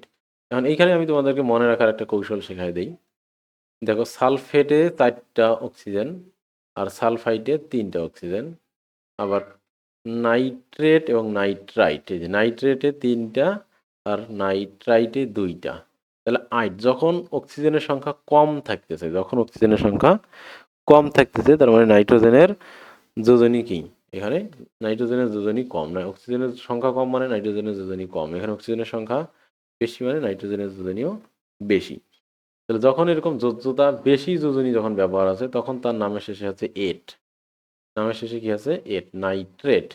আর যখন যোজ্যতা কম হচ্ছে তখন হচ্ছে আইট, তখন হচ্ছে কি আইট, নাইট্রাইট, আইট, ঠিক আছে। তো ওয়াইইটি মনে হয় নাকি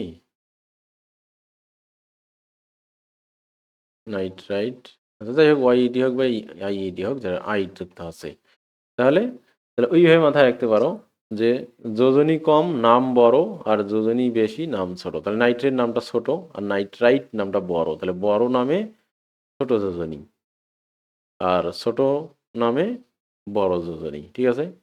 এটা 3টে আছে। একইভাবে দেখো সালফেট এবং সালফাইটের ক্ষেত্রেও কি সেম জিনিস দেখবা, সালফেটে দেখো 4টা আর সালফাইটে দেখো 3টা, তাহলে ছোট সালফারের যোজনী এখানে কত, যাই হোক এখানে মাইনাস মাইনাস 2 আছে।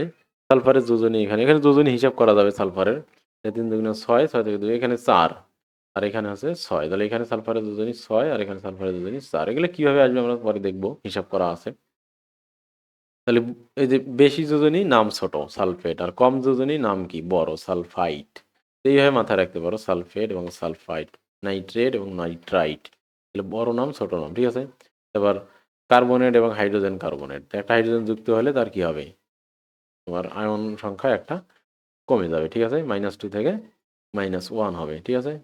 আবার এখানে আবার সংখ্যা তত্ত্বের কমা বাড়া আবার নিয়ে আসো না, তার কারণ সেই হিসাবে আবার কি সংখ্যা তত্ত্ব দিয়ে করলে -2 থেকে -1 হয়েছে, তার মানে তার এক বেড়েছে, আমি ওই অর্থে বলি নাই, ঠিক আছে।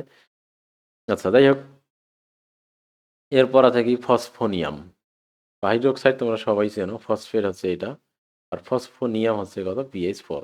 তো সবগুলোই দেখো মাইনাস, শুধুমাত্র একটা প্লাস, অর্থাৎ হচ্ছে একটা কি অ্যামোনিয়াম আর ফসফোনিয়াম, তাহলে দুইটা দেখতেও সেম, PH4 আর NH4 প্লাস, এটা হচ্ছে PH4 প্লাস, তাহলে এই দুইটাই কি ধনাত্মক, বাকি সব ঋণাত্মক, এবং ধনাত্মকগুলো দুইটাই কি 1 1 করে, আর বাকিগুলোর ক্ষেত্রে 1 আছে, 2 আছে, 3 আছে, ঠিক আছে। 3 বিশিষ্ট একটাই, তার মানে এগুলোকে তোমরা যদি এরকম বিভিন্ন কৌশলে ভাগ করে নাও তাহলে মনে রাখো, তোমরা যত বেশি কি করবে একটা জিনিসকে সাব ডিভাইড করবা মনে রাখা তত ইজি হবে।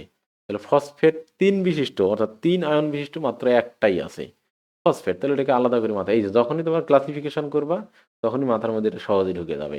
তাহলে ফসফেট তো একাই 3, ফসফেট কি একাই 3, এগুলো বাইরেও কিন্তু লিস্টে আরও আছে, কিন্তু তোমাদের বইয়ের কথা বলতেছি আমি, যে বইয়ের লিস্টে ফসফেট একাই 3, তাহলে এটা সহজে মাথায় রাখবে। আর প্লাস আছে মাত্র 2টা, অ্যামোনিয়াম আর ফসফোনিয়াম, তাদের সংকেতও আবার কি একই রকম, PH4 প্লাস আর NH4 প্লাস, তাহলে কি মাথায় রাখা সহজ হয়ে গেল।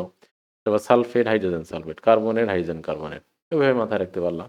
আবার sulphate sulphate sulphite, nitrate nitrite, তাহলে কি এইভাবে মাথায় রাখতে পারলাম, বুঝতে পারছো, sulphate hydrogen sulphate, carbonate hydrogen carbonate. আবার কি সালফেট যদি জানা থাকে তাহলে সালফাইডটা কি হবে, ওর চেয়ে একটুখানি কম হবে। নাইট্রেট যদি জানা থাকে তাহলে নাইট্রাইটটা হবে কি তার চেয়ে 1 কম, 3 আছে এখানে 2 হবে। আর ঠিক আছে, কিন্তু একটা জিনিস মাথায় রাখবা, যোজ্যতা কিন্তু এখানে কমছে না, যোজ্যতা কিন্তু 2 থাকতেছে, শুধুমাত্র যোজ্যতা কমতেছে কোথায়, যখন হাইড্রোজেন যুক্ত হচ্ছে তখন। তাহলে এইরকম করে তোমরা কি করবা, জিনিসগুলোকে মাথায় রাখতে পারবা, যত বেশি এরকম ক্লাসিফিকেশন করবা তত বেশি তোমাদের জন্য এটা মনে রাখা কি হবে, ইজি হবে। যাই হোক, এরপর হচ্ছে যৌগের রাসায়নিক সংকেত, অর্থাৎ একটা যৌগের রাসায়নিক সংকেত আমরা কিভাবে লিখব। যৌগের একটি অণুতে যেসব পরমাণু থাকে তাদের প্রতীক ও সংখ্যার মাধ্যমে অণুটিকে প্রকাশ করা হয়। তাহলে একটা যৌগের অণুতে যে যে পরমাণুগুলো থাকে সেই পরমাণুর কি লেখা হয়, সংকেতটা লেখা হয়, আর তার সাথে সাথে লেখা হয় ওই পরমাণুটি কত সংখ্যায় আছে অর্থাৎ কতটি আছে এটা লেখা হয়। যেমন 2টি হাইড্রোজেন পরমাণু ও 1টি অক্সিজেন পরমাণু মিলে পানির একটি অণু তৈরি হয়, ঠিক আছে, তাহলে পানির অণু গঠিত হয়। তাহলে এখানে হাইড্রোজেন কয়টা, তাহলে হাইড্রোজেন আর অক্সিজেন কি করলাম আমরা পাশাপাশি লিখলাম, হাইড্রোজেন আর অক্সিজেন কি করলাম পাশাপাশি লিখলাম, আর হাইড্রোজেন থাকে 2টা, অক্সিজেন থাকে 1টা, তাহলে এই 1-এর বেশি সংখ্যা হলে সেটা সাফিক্স আকারে কি ছোট্ট করে লিখতে হয় নিচে। আর ওয়ানটা লেখা হয় না, ওয়ানটা কি করা হয় না, লেখা হয় না, একের চেয়ে বেশি হলেই কেবল লেখা হয়। এইভাবে কি করা হয়, একটা মৌলের সংকেত লেখা হয় যে ওখানে কোন মৌল কতটি আছে এটা জানা থাকতে হবে। ঠিক আছে, এখানে H2O হলো পানির অণুর রাসায়নিক সংকেত। সুতরাং মৌল বা যৌগমূলকের প্রতীক বা সংকেত ও তাদের সংখ্যার মাধ্যমে কোনো যৌগ অণুকে প্রকাশ করাই হলো উক্ত যৌগের রাসায়নিক সংকেত বা কেমিক্যাল ফর্মুলা। রাসায়নিক সংকেত বা কেমিক্যাল ফর্মুলাটা কি, তাহলে একটা যৌগের অণুর মধ্যে যে মৌল বা যৌগমূলক, শুধু মৌল থাকে না, সেই সাথে আমরা দেখলাম যৌগমূলকও থাকে, যে মৌল বা যৌগমূলক থাকে তাদের প্রতীক বা সংকেত, মৌল হলে প্রতীক আর যৌগমূলকের তো প্রতীক না, যৌগমূলকের কি সংকেত, তাহলে প্রতীক বা সংকেত এবং তাদের সংখ্যা, অর্থাৎ মৌল হইলেও কতটি আছে, যৌগমূলক হইলেও কতটি আছে, এটা সম্বলিত, এইটা সংখ্যার মাধ্যমে কোনো একটা যৌগের অণুকে প্রকাশ করাটাই হচ্ছে কি ওই যৌগের রাসায়নিক সংকেত। যেমন এটা কি H2SO4, তাহলে এটা হচ্ছে কি একটা, এটা আছে কয়টা, একটা আছে, তার সাথে হাইড্রোজেন আছে দুইটা, তাহলে সালফেট আছে কয়টা, দুইটা, একটা, আর হাইড্রোজেন আছে এক, দুইটা, তাহলে এইটা মিলে একটা কি হয়ে গেল তোমার H2SO4। এটা হলো কি, আবার তোমার কার্বনেট, ক্যালসিয়াম কার্বনেট, তাহলে CaCO3, তাহলে কার্বনেটের একটা, ক্যালসিয়াম একটা, ক্যালসিয়ামেরও দুই, কার্বনেটেরও দুই। এবার যদি আমরা লিখি ক্যালসিয়াম হাইড্রোক্সাইড, তাহলে এটা একটা আয়ন হাইড্রোক্সাইড, তাহলে হাইড্রোক্সাইড কিন্তু এবার দুইটা, তার কারণ হাইড্রোক্সাইডের যোজনী কত, 1, আর ক্যালসিয়ামের যোজনী কত, 2, তাহলে এখানে তার মানে একটা ক্যালসিয়ামের সাথে কয়টা ওয়েস লাগবে, দুইটা ওয়েস লাগবে, তার কারণ এর ক্ষমতা কি বেশি, তার মানে আমরা বুঝতে পারছি সংখ্যাটা অনেকটা কি যোজনীর সাথে সম্পর্কিত, তাহলে এর যোজনীটা কি হবে, এখানে হবে, আর ওর যোজনীটা 1 এখানে হবে, ক্যালসিয়াম হবে একটা আর ওয়েস হবে দুইটা, কারণ ওর যোজনী 2, তাহলে একটার সাথে দুইটা যুক্ত হবে, তার মানে কি যোজনীটা এভাবে বিনিময় হচ্ছে, ওভাবেও আমরা মাথায় রাখতে পারি, যোজনী কি হয়, বিনিময় হয় সংকেত লেখার সময়, এর যোজনী 1 আর এর যোজনী কি 2, তাহলে সংকেত লেখার সময় এর যোজনী 2, সরি ক্যালসিয়ামের যোজনী 2 আর OH এর যোজনী কত 1, তাহলে যোজনীটা বিনিময় হবে, তাহলে ক্যালসিয়ামের যোজনী হবে এখানে তাহলে 2, আর অক্সাইড হাইড্রোক্সাইডের যোজনী হবে 1, ক্যালসিয়াম 1, তাহলে 1 তো লেখা হয় না, তাহলে এরকম। তো এভাবেও আমরা মাথায় রাখতে পারি যে সংকেত লেখার ক্ষেত্রে যোজনীটা কি হয়, বিনিময় হয়, যোজনীটা কি হয়, বিনিময় হয়। যেমন কার্বন আর অক্সিজেনের যদি আমরা লিখি, তাহলে কার্বন আর অক্সিজেন, তাহলে তাহলে তাহলে আমরা এমনিতেও হিসাব করতে পারি প্রথমে যে কার্বনের যোজনী কত 4, অক্সিজেনের যোজনী কত 2, তাহলে হাত সমান সমান হওয়া লাগবে, তাহলে 4 হওয়ার জন্য অক্সিজেন লাগবে কয়টা, দুইটা লাগবে, তাহলে এখানে কি 2 দিলাম, তাহলে এরও 2 দুগুণে 4, কার্বন একা কি 2, একা 4। তো এইভাবে আমরা মাথায় রাখতে পারি। আবার এইরকম করতে পারি যে যোজনী বিনিময়, অর্থাৎ অক্সিজেনের যোজনী কত 2, তাহলে সেখানে কার্বনে দিলাম, আর কার্বনের যোজনী হচ্ছে কত 4, এখানে দিলাম, ঠিক আছে, তাহলে এটা হলো তার সংকেত। কিন্তু আর যদি আমরা জানি এগুলোকে সবচেয়ে ছোট আকারে লেখা হয়, এই জন্য কি 2 দিয়ে ভাগ করা যাবে, তাহলে এইরকম হয়ে গেল, তাহলে C1O2 হইলো, তো 1টা লেখা হয় না, শুধু CO2, তাহলে 2 দিয়ে ভাগ করলাম এখানে, মানে যদি এরকম আমরা যোজনী বিনিময়ের মাধ্যমে সংকেত গঠন করি, সেক্ষেত্রে যদি যোজনীগুলোকে একই সংখ্যা দিয়ে ভাগ করা যায় তাহলে কি এটা করবো। যেমন আবার যদি আমরা ফেরিক অক্সাইড বলি, ফেরিক O3 বলতেছি, ফেরিক অক্সাইড, অর্থাৎ অক্সিজেনের যোজনী হবে 2 আর আয়রনের যোজনী এখানে 3 হবে, ফেরিক যেহেতু বলছি, ফেরাস বলি নাই, তাহলে কি হবে, তাহলে আয়রনে আমরা অক্সিজেনের যোজনীটা এঁকে দিব আর আয়রনের যোজনী এঁকে দিব, তাহলে ফেরিক অক্সাইড হয়ে গেল। যদি ফেরাস বলতাম তাহলে কি হইতো, Fe, তাহলে এতেও 2 এতেও 2, তাহলে দুইজনের যোজনী কত 2 2 করে, এবার ভাগ করা যায়, এখানে 2 দিয়ে ভাগ করা যায়, তাহলে কি হবে FeO, তাহলে একই সংখ্যা দিয়ে ভাগ করলে এরকম হবে। তাহলে এইভাবে যোজনী বিনিময় করে আমরা কি করতে পারি, সংকেতগুলো লিখতে পারি, ঠিক আছে। তো রাসায়নিক সংকেত হচ্ছে এটাই, যেখানে একটা অণুর মধ্যে কোন কোন মৌল আছে এবং মৌল বা যৌগমূলক আছে, এবং ওই যৌগমূলক এবং মৌলগুলো কত সংখ্যায় আছে সেটা সহ উল্লেখ করে একটা সামগ্রিক কি তাকে প্রকাশ করা হয় সামগ্রিকভাবে, সেই জিনিসটাই আছে রাসায়নিক সংকেত। এক্ষেত্রে অণুর মধ্যে অবস্থিত মৌলের বা যৌগমূলকের যে সংখ্যা, এটাকে ডান পাশে ছোট হিসেবে লেখা হয়, অর্থাৎ সাবস্ক্রিপ্ট হিসেবে লেখা হয়, ঠিক আছে, কি হিসেবে লেখা হয়, সাবস্ক্রিপ্ট, স্ক্রিপ্ট মানে উপরে, ঠিক আছে।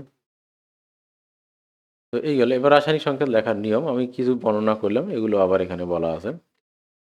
এটা হচ্ছে 1 নম্বর নিয়ম হচ্ছে যে কোনো মৌলের একটি অণুতে যতগুলো পরমাণু থাকে তার সংখ্যাটি ইংরেজি হরফে মৌলটির প্রতীকের ডান পাশে নিচে ছোট করে লিখতে হবে। যেমন আসতেছি, যেমন নাইট্রোজেন অণুতে 2টি পরমাণু থাকে, তাই নাইট্রোজেন অণুর সংকেত হচ্ছে N2, অর্থাৎ তার প্রতীকের পাশে ছোট করে কি ইংরেজিতে, সবই ইংরেজিতে ছোট করে তার পরমাণুর সংখ্যাটা লিখতে হবে ওই অণুতে। তাহলে নাইট্রোজেনের অণুতে শুধুই নাইট্রোজেনই থাকে, আর কিছুই থাকে না, তখন এটা মৌলের অণু। ওজোনের একটি অণুতে 3টি অক্সিজেন পরমাণু থাকে, তাই এটা হচ্ছে O3, ছোট করে 3। কিছু মৌল অণু গঠন করে না, কিছু মৌল আছে অণু গঠন করে না, ওরা পরমাণু হিসেবেই থাকে, তাই তাদেরকে শুধু প্রতীক দিয়ে বোঝানো হয়, অর্থাৎ ওয়ান দেওয়া হয় না। যেমন ধাতুগুলো সাধারণত একা একা থাকে, যেমন Fe, এখানে আবার ওয়ান ওয়ান লেখার দরকার নেই, যখন একটাই থাকে তখন আর ওয়ান দেওয়ার দরকার নাই।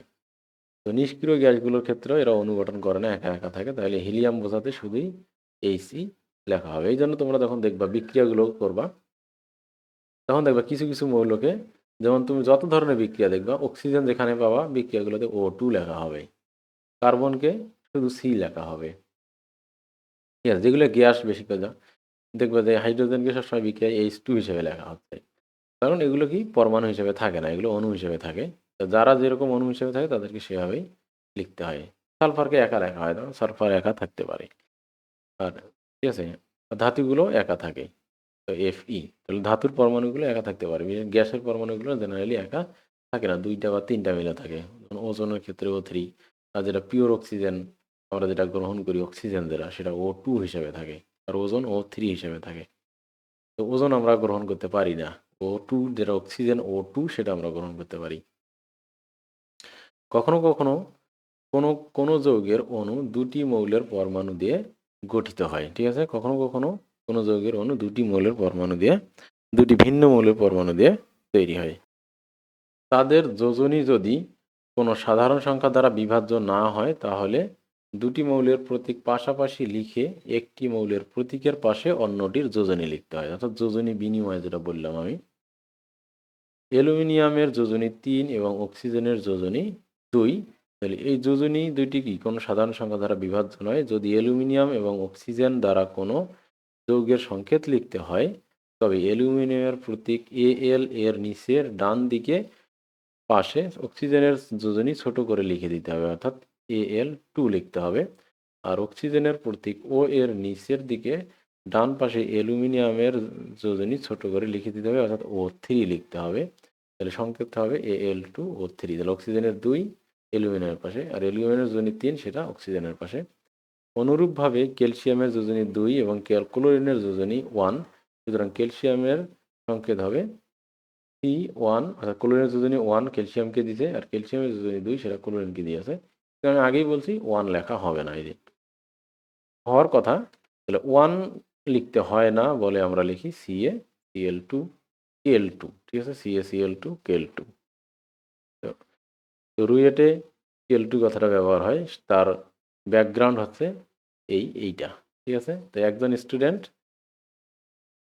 ক্লাস নোট করতেছে, সে লিখছে কি CaCl2 কেমিস্ট্রি ক্লাসে, কারণ আরেকজন তার না বুঝে সে কি করছে, তার কপি করতেছে। এখন সে কপি করতেছে নিজের ভাষায়, ও বাংলায় লিখতেছে বা ইংরেজিতে লিখতেছে, কিন্তু এ কি করতেছে নিজের মতো করে যাতে বুঝতে পারে, এই জন্য সে বাংলায় লিখতেছে। ঠিক আছে, এখন যখন এটা, তখন সে কি করছে, ও লিখছে L2, Kl2। ঠিক আছে, এটা উচ্চারণ কি Kl2 অথবা কি কেল দিয়ে 2 লিখছে। তো এ যদি না বুঝে লিখছে, সে বাংলায় যাতে পরে বুঝতে পারে, ইংরেজিতে যদি না বোঝে তাহলে বাংলায় লিখবে, তাহলে এটার উচ্চারণ কি Kl2। তাহলে এখান থেকে তাহলে সে বুঝে না, না বুঝে মুখস্থ করে, এই না বুঝে মুখস্থ করাওয়ালাদেরকে রুয়েটে Kl2 বলে, এবং তার ব্যাকগ্রাউন্ড হচ্ছে কি এই Kl2। ঠিক আছে, CaCl2 Kl2। এই হচ্ছে অবস্থা। রুয়েটে যদি তোমাদের কেউ পরিচিত থাকে, তাহলে তাদেরকে জিজ্ঞেস করবা ভাই Kl2 কি। ঠিক আছে, তো যারা পড়াশোনা করে না বুঝে ওদেরকে Kl2 বলে, বা যারা বেশি পড়াশোনা করে।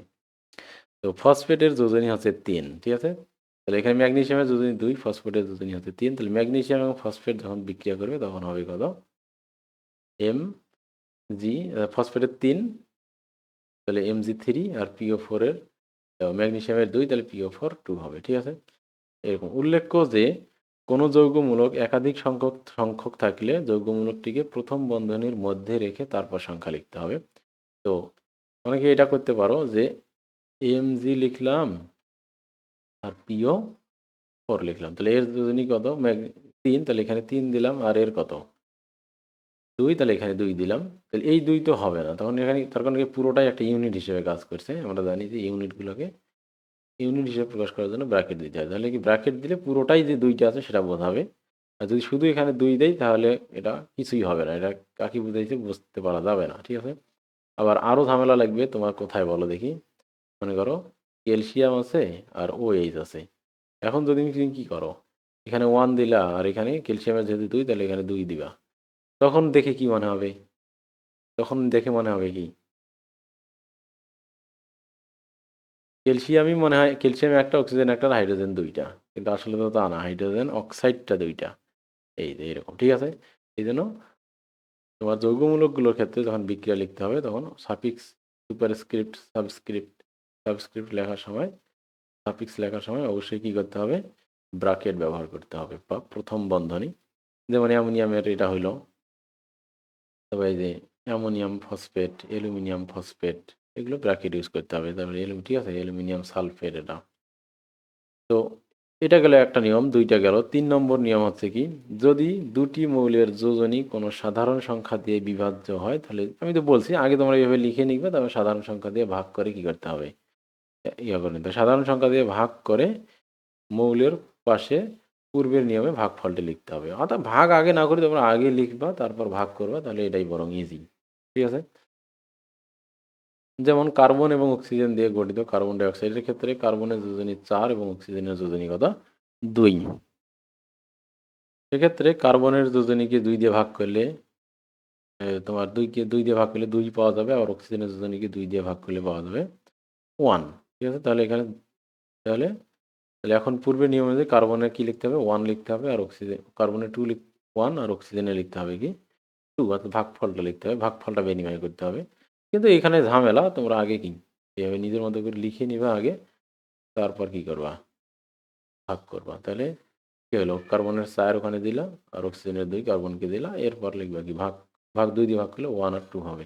তাহলে এরকম। ঠিক আছে? এটাই বরং ইজি। আগে ভাগ করে নিলে মাথা গুলাবে। কিন্তু সংকেত লেখার সময় যেহেতু এক সংকেত এক লেখার প্রয়োজন পড়ে না, এই জন্য লিখবে না, আমি লিখি নাই। তাই কার্বন ডাই অক্সাইডের সংকেত হবে CO2, না CO2। হ্যাঁ, ফেরাস সালফেট যৌগে আয়রনের যোজনী হচ্ছে 2, সালফেট আয়নে যোজনী হচ্ছে 2। ঠিক আছে? এটা সালফেট। এই সংখ্যা দুটিকে 2 দেয়। তাহলে এটা যখন লিখবো তখন কি হবে? তাহলে ফেরাস বলছে কারণ আয়রনের যোজনী কত? আঁচ যেহেতু বলছে তাহলে আয়রনের যোজনী এখানে 2 হবে। যদি বলতো ফেরিক সালফেট সেক্ষেত্রে ভিন্ন হয়। তাহলে ফেরাস সালফেট যেহেতু বলছে তাহলে যোজনী কত? 2। তাহলে SO4। তাহলে 2 জন, এখানেও 2 এখানেও 2। তাহলে 2 দিয়ে ভাগ করলে 1 1 হবে। তাহলে এটা লেখার দরকার নাই। ঠিক আছে? আর যদি কি বলতো ফেরিক সালফেট বলতো তাহলে ফেরিক সালফেটের যোজনী আয়রনের যোজনী কত? তখন আয়রনের যোজনী হতো 3। তাহলে এখানে দিতে হইতো কত? 3, আর সালফেটের যোজনী হচ্ছে 2। তাহলে এখানে তাহলে এটা হচ্ছে ফেরিক সালফেট। আর ফেরাস সালফেট কোনটা? SO4। ঠিক আছে? বুঝতে পারছো ফেরিক এবং ফেরাস কিভাবে হলো? ঠিক আছে? এটা আমি বুঝাইলাম। তো এরপর দেখো এই সংখ্যা দুটিকে তো বললাম, এই সংখ্যা দুটিকে 2 দ্বারা ভাগ করে 1 এবং 1 পাওয়া যায়। সুতরাং ফেরাস সালফেটের সংকেত হচ্ছে কত? FeSO4। তাহলে এগুলো অবশ্যই মুখস্থ রাখতে হবে। সংকেতের ক্ষেত্রে আমি বলছি যাকে যখন যেভাবে পাবা সঙ্গে সঙ্গে কি করবা? কালেক্ট করে রেখে দেবা। তো বোরন এবং নাইট্রোজেনের যোজনী হচ্ছে 3। 2 জনের যোজনী যেহেতু 3 তাহলে 3 দিয়ে ভাগ করলে 1 1 হবে। তাহলে বোরনের বাংলাদেশ BN। ঠিক আছে? BN বোরন, আর বোরন নাইট্রাইট সেটা হচ্ছে বোরন নাইট্রাইট। তাহলে এইভাবে কি BD বাংলাদেশ BN না। অনেক সময় BNও লেখে। হ্যাঁ। তো এরপর হচ্ছে আণবিক সংকেত এবং গাঠনিক সংকেত লেখার নিয়ম বা আণবিক সংকেত। তাহলে আমরা যেগুলো শিখলাম সেগুলো হচ্ছে কি আণবিক সংকেত। এরপর হচ্ছে গাঠনিক সংকেত জিনিসটা কি দেখি আমরা। একটি মৌল বা যৌগের অণুতে যে যে ধরনের মৌলের পরমাণু থাকে তাদের প্রতীক এবং যে মৌলের পরমাণু যতটি থাকে সেই সকল সংখ্যা দিয়ে প্রকাশিত সংকেতকে আণবিক সংকেত বা রাসায়নিক সংকেত বলে। তো এখানে শুধু মৌল বলছে, এবার যৌগমূলকও হতো। এর আগে আমরা দেখলাম যে কোনো মৌল বা যৌগের অণুতে যে যে ধরনের মৌলের পরমাণু থাকে বা যে যে যৌগমূলক থাকে তাদের প্রতীক বা সংকেত এবং তাদের সংখ্যা এবং কতটি থাকে সেগুলো সব কিছু মিলে যে সংকেত প্রকাশ করা হয় সেটাকে আণবিক বা রাসায়নিক সংকেত বলতেছে। এটা আমরা একটু আগে পড়লাম। এ সম্পর্কে তোমরা ইতিমধ্যে জেনেছো। আবার একটি অণুতে মৌলের পরমাণুগুলো যেভাবে সাজানো থাকে প্রতীক এবং বন্ধনের মাধ্যমে তা প্রকাশ করাকে গাঠনিক সংকেত বলে। এখন কথা হচ্ছে যে মানে গাঠনিক সংকেত জিনিসটা কি আছে দেখতেছি আমি পরে। যে যেমন ৩টি কার্বন পরমাণু ৮টি হাইড্রোজেন পরমাণুর সাথে যুক্ত হয়ে প্রোপেন অণু গঠিত হয়। প্রোপনের C3H8 এই সংকেতটি আণবিক সংকেত বা রাসায়নিক সংকেত। আবার উক্ত যৌগে কার্বন পরমাণু ৩টি একে অপরের সাথে শিকল আকারে যুক্ত হয়ে অবশিষ্ট যোজনীগুলো হাইড্রোজেন দ্বারা পূর্ণ হয়ে প্রতিটি কার্বনের যোজনী ৪ হয়। নিচে প্রোপেনের গাঠনিক সংকেত দেখানো হলো। ঠিক আছে? মানে এখন বিষয় মানে অনেকটা বিষয়টা এরকম যে আণবিক সংকেত হচ্ছে কি? আণবিক সংকেত হচ্ছে তার একটা কি জাস্ট এখন মনে করো আণবিক সংকেত হচ্ছে এরকম যে আচ্ছা, মনে করো একটা টেবিল আছে।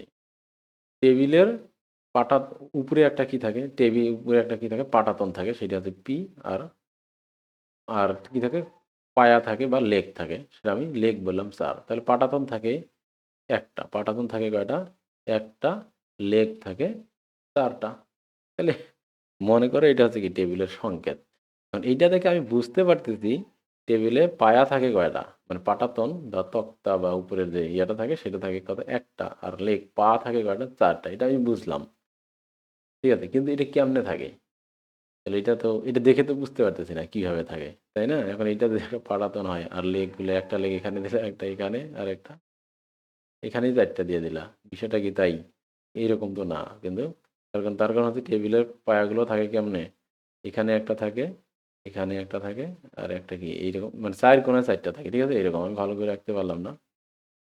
তো কিভাবে থাকে? তাহলে একটা হচ্ছে কি জিনিস কত সংখ্যায় থাকে এটা একটা বিষয়। আরেকটা হচ্ছে ওই জিনিসগুলো তো তাদের সাথে যুক্ত থাকে ভালো কথা। কিন্তু কিভাবে যুক্ত থাকে? কার সাথে কে যুক্ত থাকে? ঠিক আছে? তাহলে কি?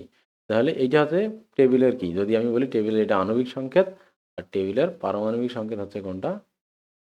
সরি গাঠনিক সংকেত হচ্ছে এইটা। অর্থাৎ আমি একটা পাটাতন দিলাম, দিয়ে এই ৪ টা পায়া কি? এখানে একটা পায়া দিলাম, এখানে একটা পায়া দিলাম, এখানে একটা পায়া দিলাম, এখানে আরেকটা পায়া। তাহলে এই যে ৪ টা পায়া দিলাম আমি। ঠিক আছে? এখন কি হইলো? আমি বুঝতে পারলাম যে না টেবিলটা কি থাকে? এইরকম থাকে। অর্থাৎ তার ৪ টা পাটাতনের ৪ কোণায় কি থাকে? এইভাবে কি টেবিলটা সাজানো থাকে। As for example. তো মৌলের ক্ষেত্রেও তাই। মৌলগুলো কিভাবে কার সাথে যুক্ত থাকে? যেমন আমি কঠিনে যাচ্ছি না। আচ্ছা এটাতে যাই। যেমন এখানেই তাহলে যদি আমি বলি কার্বন ডাই অক্সাইড তাহলে এই যে তাহলে একটা কার্বনের সাথে অক্সিজেন কিভাবে যুক্ত থাকে? মানে আমি কি এইভাবে থাকে COO এরকম? তাই না? মানে কিভাবে যুক্ত থাকে? সেইটা দেখতে হবে। একটা কার্বনের সাথে ২ টা অক্সিজেন। নাহলে ২ টা অক্সিজেন তাহলে কার সাথে যুক্ত থাকে? কার্বনের সাথে যুক্ত থাকে। এই যে এইরকম। ঠিক আছে? এইভাবে থাকে। একটা কার্বন থাকে মাঝখানে ২ পাশে ২ টা কি থাকে? অক্সিজেন থাকে। আবার যেটা তোমার এখানে প্রোপেনের কথা বলছে। প্রোপেনের সংকেত আছে C3H8 তাহলে এখানে কার্বন আছে ৩ টা, হাইড্রোজেন আছে ৮ টা। তাহলে এটা কিভাবে যুক্ত থাকে? তাহলে ১ম এ ৩ টা কার্বন নিজেদের সাথে যুক্ত হয়ে নেয়। তারপর বাকি ৮ টা হাইড্রোজেন এরা নিজের মধ্যে ডিস্ট্রিবিউট করে নেয়। তাহলে প্রত্যেকের যোজনী ৪ করে হইতে হবে। তাহলে কার্বনের এখানে একটা যোজনী কি ইউজ হয়ে গেছে। তাহলে এদিকে ১ টা, ২ টা, ৩ টা আর একটা ৪ টা। আর এই কার্বনের ১ টা, ২ টা যোজনী ইউজ হয়ে গেছে আর থাকছে ২ টা। তাহলে ১ টা, ২ টা তাহলে মোট হয়ে গেল ৪ টা। আর এই কার্বনের হাত কাড়ে একটা এখানে পূর্ণ হয়ে গেছে যোজনী আর বাকি থাকলো ৩ টা। ১ টা, ২ টা, ৩ টা। তাহলে এরকম করে চতুর্দিকে হাইড্রোজেন কি হয়? বিন্যস্ত হয়। তো এইটা হচ্ছে তার কি গাঠনিক সংকেত। এটা যদি না জানতাম তাহলে C8 আমরা কি করতাম? ওই লাগা ৩ টা হাইড্রোজেন পাশাপাশি তারপর ৮ টা হাইড্রোজেন মানে দেওয়া উল্টাপাল্টা করে। তাহলে এটা হইতো না, তাই না? তো এটা বিষয়। আবার আরো ঝামেলা আছে। এই হিসেবে তোমরা মাথায় রাখতে পারো কি, ও ভালো তো। এইখানে অক্সিজেন আর এইদিকে একটা হাইড্রোজেন দেই। ভালোই। কার্বনে তো শিখলাম। তাহলে এভাবে দেই। মানে কার্বনে ২ টা কেন দিয়েছিলাম বল দেখি? মানে হাত। এটা দিয়ে হাত বোঝায় আরকি। কার্বনের অক্সিজেনের যোজনী ২ টা। অক্সিজেনের যোজনী কত? ২। তাহলে ওই ২ টা হাত দিয়ে সে কার্বনের তো মোট হাত এজন্য যোজনীকে হাত হিসেবে কল্পনা করা ভালো। কার্বনের তো ৪ টা হাত। তাহলে ২ টা হাত অক্সিজেন ধরছে এইদিকে আর ২ টা হাত আরেকটা অক্সিজেন ২ টা হাতের মাধ্যমে ধরছে। তাহলে ব্যালেন্স হয়ে গেল। এই অক্সিজেনের ২ টা হাত, কার্বনের ২ টা হাত। আর কার্বনের আরো ২ টা হাত আর এই অক্সিজেনের ২ টা হাত ৪ টা। তাহলে ২ টা ২ টা। তাহলে এটা গেল। তাহলে এখানে আমরা এইভাবে লিখতেই পারি। তাহলে এখানে অক্সিজেন, তাহলে অক্সিজেনের ২ টা হাত আর হাইড্রোজেনের একটা করি। তাহলে অক্সিজেনের ২ হাত ২ দিকে ২ টা হাইড্রোজেন ধরছি। তাহলে ব্যালেন্স হয়ে গেছে। কিন্তু এটা না, সঠিক কথা না। কিন্তু বাস্তবে থাকে কেমন? এইরকম থাকে। ঠিক আছে? এখন এটা কেন থাকে এই জিনিসটা যদি তোমাদেরকে বোঝাইতে যাই, তাহলে এখানে একটুখানি কষ্ট করতে হবে। এটা হচ্ছে অক্সিজেনের শেষ কক্ষপথে ইলেকট্রন থাকে কয়টা? অক্সিজেনের শেষ কক্ষপথে ইলেকট্রন থাকে, অক্সিজেন কত? ৮ ও 8 শেষ কক্ষপথে থাকে ৬টা ইলেকট্রন। তো ইলেকট্রনগুলোর মধ্যে ঝামেলা আছে। ইলেকট্রনগুলো সবসময় জোড়ায়, জোড়ায় থাকতে পছন্দ করে। তো আমি যদি একটু এখানে লিখি, তাহলে এটা হচ্ছে অক্সিজেন, এটা হচ্ছে কত? অক্সিজেন। কেন্দ্রে আছে ২য় কক্ষপথে ২ টা ইলেকট্রন আছে, ওগুলো আমি লিখলাম। শেষ কক্ষপথে ইলেকট্রনগুলোই লিখি। আর অক্সিজেনের আছে কয়টা? এরা জোড়ায়, জোড়ায় থাকে। মানে এই ২ টা জোড়া থাকে, তাহলে ২ টা ২ টা জোড়া হইল। তাহলে কি হলো? আবার আরও ২ টা কি হইল? জোড়া হইল। ঠিক আছে? মানে এইরকম একটু ভালো করে আঁকি তাহলে বুঝতে, তাহলে মোট কয় জোড়া? ৩ জোড়া, তাই না? মোট কয় জোড়া? ৩ জোড়া, ১ জোড়া, ঠিক আছে? ২ জোড়া, আর ১ জোড়া থাকার কথা কোথায়? এইখানে। কিন্তু যখন বিক্রিয়ায় অংশগ্রহণ করে অক্সিজেনের যোজনী ২ হয় তখন মূলত এই যে জোড়া ইলেকট্রনগুলো যোজনী গঠন করে না। বিজোড় ইলেকট্রনগুলো যোজনী গঠন, এগুলো অনেক ডিপ ধারণা। তাহলে এই যে বিজোড়, এই যে ২ টা, এই ২ টা জোড়া, জোড়া থাকে ৪ টা, আর বাকি যে ২ টা আছে ওরা জোড়ায় থাকে না। ওরা কেমন থাকে? ওরা বেজোড় হিসেবে থাকে। ওরাই মূলত যোজনী, ওরাই মূলত কি করে? একটা আরেকটার সাথে যুক্ত হয়। তাহলে ওদেরকে জোড়া থাকলে তো হবে না। ঠিক আছে? বিজোড় থাকতে হবে। তাহলে ওরা একটা এখানে থাকে আর একটা একটু দূরে থাকে। আর ওরা জোড়, জোড় অবস্থায় থাকে। ওরা বিক্রিয়ায় অংশগ্রহণ করে না। এই ২ টা বিজোড় এরা থাকে বিক্রিয়া। তাহলে এইরকম, তাহলে যে ২ টা বিজোড় ওই ২ টা এক সাইডে থাকবে আর জোড়াগুলো থাকবে আরেক সাইডে। ফলে কি হবে? ওখানে তো ৪ টে আছে। তাহলে ওরা তো মানে এটা তো রাউন্ড হইতে হবে এবং ইলেকট্রনগুলো পরস্পরকে তো বিকর্ষণ করে। ফলে এদের মধ্যে একটা মিনিমাম গ্যাপও থাকতে হবে। ঠিক আছে? তাহলে আমরা যদি এইভাবে এইভাবে যদি আঁকি, তাহলে অনেকে বলতে পারে যে এইটা এইখানে দেই, এখানে ২ টা দেই, এখানে ২ টা দেই, এখানে ২ টা দেই, এখানে ২ টা দেই। তাহলে তো হয়ে গেল। কিন্তু ওইটা না, জোড়গুলো একদিকে থাকে আর বিজোড়গুলো থাকে কি? আরেকদিকে। সেক্ষেত্রে ওখানে যেহেতু ৪ টি আছে তাদেরকে একটা বড় স্পেস দিতে হবে। আর এইখানে ২ টার স্পেস কম পাবে। এইজন্য কি হয়? এই যে গঠনটা এরকম বাঁকা হয়ে যায়। গঠনটা এই যে এইরকম বাঁকা হয়ে গেল। এখন বুঝতে পারছো কেন বাঁকা হইল? বাঁকা হওয়ার পেছনে কারণ হচ্ছে এই যে আরও ২ টা বিজোড় ইলেকট্রন কি করছে এখানে? ২ টা ২ টা ৪ টা ইলেকট্রনের জায়গা কি? উপরে দিয়ে দিতে হবে। এরা পরস্পরকে যে বিকর্ষণ করে, এইজন্য এরা এখানে, এখানে থাকতে পারবে না। ঠিক আছে? আর এরকমও হবে না যে ওখানে তাহলে তো যেটা বললাম, তাহলে খুব এইটা বিজোড়, বিজোড় থাকলেও ভালো কথা। তাহলে এখানে ২ টা জোড় দেই, এখানে ২ টা জোড় দেই। কিন্তু এরকম হয় না। জোড় ২ টা একসাথেই থাকে আর বিজোড় ২ টা কি থাকে? আলাদা নিচে থাকে বা উপরের দিকে থাকে। বুঝতে পারছো? একইভাবে মিথেনের গঠন, মিথেনে ওই ঝামেলা নাই। কার্বনে কয়টা ইলেকট্রন থাকে? ৪ টা। তাহলে এখানে ইলেকট্রনগুলো পরস্পরকে বিকর্ষণ করে। এইজন্য তারা কি করে? এবার যদি ৪ টাই বিজোড়, কার্বনের ক্ষেত্রে ৪ টাই কি? আলাদা, আলাদা। মানে ২ টা ২ টা জোড়া, জোড়ায় থাকে না এখানে। যেহেতু ৪ টা হাইড্রোজেন আলাদা, আলাদা হয়ে গেছে। তাহলে ৪ টা ইলেকট্রন ৪ টা হাইড্রোজেনের সাথে যুক্ত হবে। মানে সমযোজী বন্ধন, এগুলো আরও আমরা ডিটেইলস দেখব। তাহলে এই যে, তাহলে ৪ টা ৪ দিকে। ঠিক আছে? কারণ এখানে কি নাই? আর কোনো বিজোড়। আবার নাইট্রোজেনের ক্ষেত্রে কেমন হয়? আমি এটা লাস্ট দেখাই। নাইট্রোজেনের শেষ কক্ষপথে থাকে কয়টা ইলেকট্রন? ৫ টা ইলেকট্রন থাকে, ৫ টা। এর মধ্যে NH3 যখন গঠন করে অ্যামোনিয়া, তখন কি করে? ৩ টা অক্সিজেন, ৩ টা ইলেকট্রন কি হয়? আলাদা, আলাদা হয়ে গিয়ে ৩ টা হাইড্রোজেনের সাথে যুক্ত হয়। আর বাকি যে ২ টা, ওই ২ জন কি করে? এখানে জোড়া হিসাবে থাকে। তাহলে এদেরকেও তো স্পেস দিতে হবে। এইজন্য কি করে? এদের কারণে এরা ৩ জন কি হয় না? এইরকম সমান, সমান এইরকম হয় না। ঠিক আছে? না হয় কি হয়? এই যে এইরকম হয়। ঠিক আছে? অর্থাৎ আমরা যখন নাইট্রোজেনটা লিখি তখন এইভাবে লিখি। পিরামিডের মতো করে লিখি। ঠিক আছে? এটাকে বলা হয় পিরামিড। আর এইখানে কি আছে? এই যে ২ টা জোড় ইলেকট্রন আছে। এইজন্য ওরা বিক্রিয়ায় অংশগ্রহণ করে নাই, ওদেরকে দেখানো হচ্ছে না। এজন্য নাইট্রোজেনের গঠনটা হচ্ছে। তাহলে তাহলে এইটা হচ্ছে কি? ওই যে চেয়ারের হিসাব দেখাইলাম। মানে একটা টেবিল কেমনে থাকে। ঠিক সেইরকম এইখানে কি? গাঠনিক সংকেত ওরা এইভাবে থাকে। তাহলে এখানে স্পেসিফিক্যালি কয়টা মৌল কিভাবে কোথায় যুক্ত থাকে সেটাও দেখানো হচ্ছে। এইজন্য এটাকে বলা হচ্ছে গিয়ে গাঠনিক সংকেত। ঠিক আছে? তো তো আশা করি তোমরা বিষয়গুলো বুঝতে পারছো যে কার্বন কার্বন ও হাইড্রোজেন কার্বন, কার্বন হাইড্রোজেনের মধ্যে অবস্থিত প্রতিটি রেখা এক একটি বন্ধন। ওই যে রেখাগুলো দিয়েছি এগুলো একটা বন্ধন হিসেবে দেখায়। এগুলোকে বলা হয় সমযোজী বন্ধন। যাই হোক, সমযোজী বন্ধন সম্পর্কে এই অধ্যায়ে বিস্তারিত জানতে পারবে। গাঠনিক সংকেতের মাধ্যমে যৌগের অণুতে কোনো পরমাণু কতটি করে আছে এবং তারা একে অপরের সাথে কিভাবে যুক্ত আছে তা জানা যায়। তাহলে আণবিক সংকেত দ্বারা শুধুমাত্র কতটি আছে সেটা বোঝা যায়। তো আণবিক সংকেত দিয়ে শুধুমাত্র পরমাণু কয়টি আছে সেটা বোঝা যায়। আর গাঠনিক সংকেত দিয়ে পরমাণু কয়টা বোঝা যায়, সেই সাথে সাথে তারা কিভাবে যুক্ত আছে সেটাও কি বোঝা যায়। অর্থাৎ তার আকার আকৃতিটা কেমন সেটাও কি বোঝা যায়। বুঝতে পারছো? তো এরপর হচ্ছে গিয়ে অষ্টকের নিয়ম এবং দুইয়ের নিয়ম, এই জিনিসটা কি সেটা আমরা দেখব। ঠিক আছে? তো octet and duet rules, octet rules and duet rules. তো এখানে আছে যে প্রতিটি মৌলই তার সর্বশেষ শক্তি স্তরে নিষ্ক্রিয় গ্যাসের ইলেকট্রন বিন্যাসের প্রবণতা দেখায়।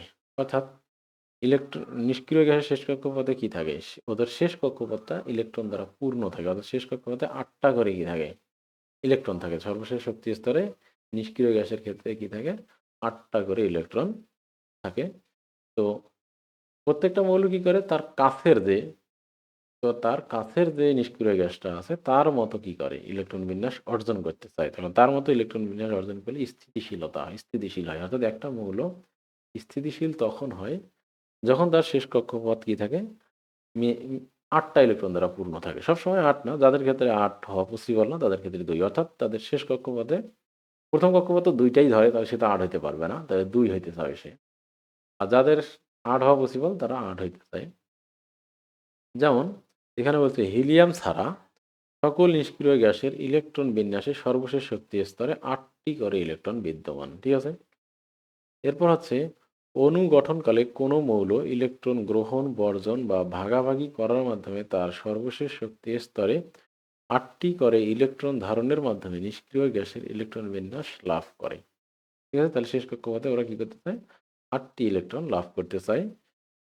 নিষ্ক্রিয় গ্যাসে নরমালি আছে, আর যাদের নরমালি নাই তারা কি করে, অন্যের কাছ থেকে ইলেকট্রন নিতে চায়, বেশি থাকলে দিয়ে দিতে চায়, অথবা যদি কি হয় দেওয়া নেওয়া পসিবল না হয় অ্যাটলিস্ট তারা কি করে, শেয়ার করে। ঠিক আছে?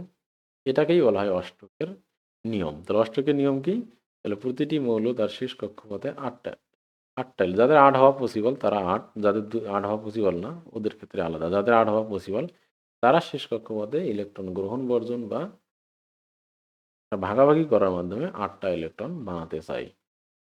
বানিয়ে তার কাছাকাছি যে নিষ্ক্রিয় গ্যাস আছে তার মতো ইলেকট্রন বিন্যাস লাভ করতে চায়। এটাকেই বলা হচ্ছে অষ্টকের নিয়ম। আমরা যেমন CH4 অণুতে কেন্দ্রীয় কার্বন পরমাণুর সর্বশেষ শক্তি স্তরে 8টি ইলেকট্রন, 4টি ইলেকট্রন, এটা 8 বাংলায় লিখছে না ইংরেজি লিখছে, হয় এই অণুটাতে 8টা ইলেকট্রন বিদ্যমান, যেখানে 4টি ইলেকট্রন কার্বনের নিজস্ব এবং 4টি ইলেকট্রন হাইড্রোজেনের পরমাণু থেকে এসেছে। ঠিক আছে? পাশের চিত্রে দেখানো হয়েছে। পাশের চিত্রে তা দেখানো হলো এভাবে পরমাণুসমূহ তার সর্বশেষ শক্তি স্তরে 4টি ইলেকট্রন ধারণ করে নিষ্ক্রিয় গ্যাসের ইলেকট্রন বিন্যাস লাভের মাধ্যমে যৌগ গঠনের যে পদ্ধতি এটাকে বলা হচ্ছে অষ্টক নিয়ম। তাহলে আমরা জানি কার্বনে কয়টা ইলেকট্রন থাকে, কার্বনের শেষ কক্ষপথে থাকে 4টা, তাহলে 4 দিকে কি 4টা। এখন তার শেষ কক্ষপথে এর কাছাকাছি, তাহলে কার্বন হচ্ছে কত, 2 আর 4। আর এর পরের যে কাছের যে তোমার ইয়ে আছে, তাহলে 2 আর 8। আচ্ছা, এটা হচ্ছে নিষ্ক্রিয় গ্যাস, তোমার নিয়নের নিষ্ক্রিয় গ্যাস এটা। তাহলে এখন এইটা হওয়ার জন্য তাকে হয় কি করতে হবে, 4টা ইলেকট্রন ত্যাগ করতে হবে, তো এটা পসিবল না, এই জন্য সে কী করে, 4টা ইলেকট্রন গ্রহণ করতে হবে, এটাও পসিবল না, সে কী করে 4টা ইলেকট্রন শেয়ার করে। তাহলে 4টা, তাহলে অক্সিজেনের 4টা ইলেকট্রন, তাহলে এখানে একটা অক্সিজেন যুক্ত হলো, এখানে একটা অক্সিজেন যুক্ত হলো, এখানে একটা অক্সিজেন যুক্ত হলো, ও অক্সিজেন না সরি হাইড্রোজেন। অক্সিজেনের হতে একটা অক্সিজেন, আচ্ছা অক্সিজেনও হইতে পারে, একটা অক্সিজেন 2টা দেয়। হাইড্রোজেন প্রত্যেক ক্ষেত্রে একটা কি হলো, হাইড্রোজেন যুক্ত হইল। ঠিক আছে? প্রতি ক্ষেত্রে একটা করে হাইড্রোজেন যুক্ত হইল, যুক্ত হয়ে গেল, 8টা হয়ে গেল। হাইড্রোজেনের অক্সিজেনের কয়টা হয়ে গেল, 8টা হয়ে গেল। তাহলে ওই যে কয়টা হলো, 8টা, 2 দ্বিগুণে 4 দ্বিগুণে 8। তাহলে এইভাবে কার্বনের কি হয়ে গেল, অক্সিজেন বলতেছি বারবার, কার্বনের কথা হয়ে গেল 8 হয়ে গেল, শেষ কক্ষপথে 8টা ইলেকট্রন হয়ে গেল। তাহলে এইটাকে বলতেছে কি অষ্টকের নিয়ম। কিন্তু হাইড্রোজেনের কি হইলো বলো দেখি, হাইড্রোজেনের কথা হইলো, হাইড্রোজেনেরও কিন্তু কি এই যে শেষ কক্ষপথে ছিল একটা, আর কার্বনের একটা শেয়ার করছে, তাহলে 2টা হয়ে গেছে। হাইড্রোজেনের কয়টা হয়ে গেছে, 2টা হয়ে গেছে। হাইড্রোজেন তো 8 করতে পারবে না, হাইড্রোজেনের কত কি আছে, 1s1, একটা ইলেকট্রন। সে হিলিয়ামের মতো হবে, হিলিয়ামের শেষ কক্ষপথে কি আছে, 2টা ইলেকট্রন আছে, তাহলে সে একটা শেয়ার করে 2টা হইল। তাহলে এটাকে 2 এর নিয়ম বলে, এই 2 এর নিয়ম যেটা। তাহলে হাইড্রোজেন কিন্তু 2 এর নিয়ম হইল। তাহলে এরও ওর কাছাকাছি যে নিষ্ক্রিয় গ্যাস হিলিয়াম তার মতো হইল।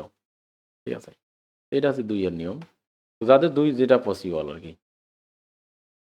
অষ্টক নিয়মের কিছু সীমাবদ্ধতার কারণে বিজ্ঞানীরা নতুন একটি নিয়মের উপস্থাপন করেন যাকে 2 এর নিয়ম বলে।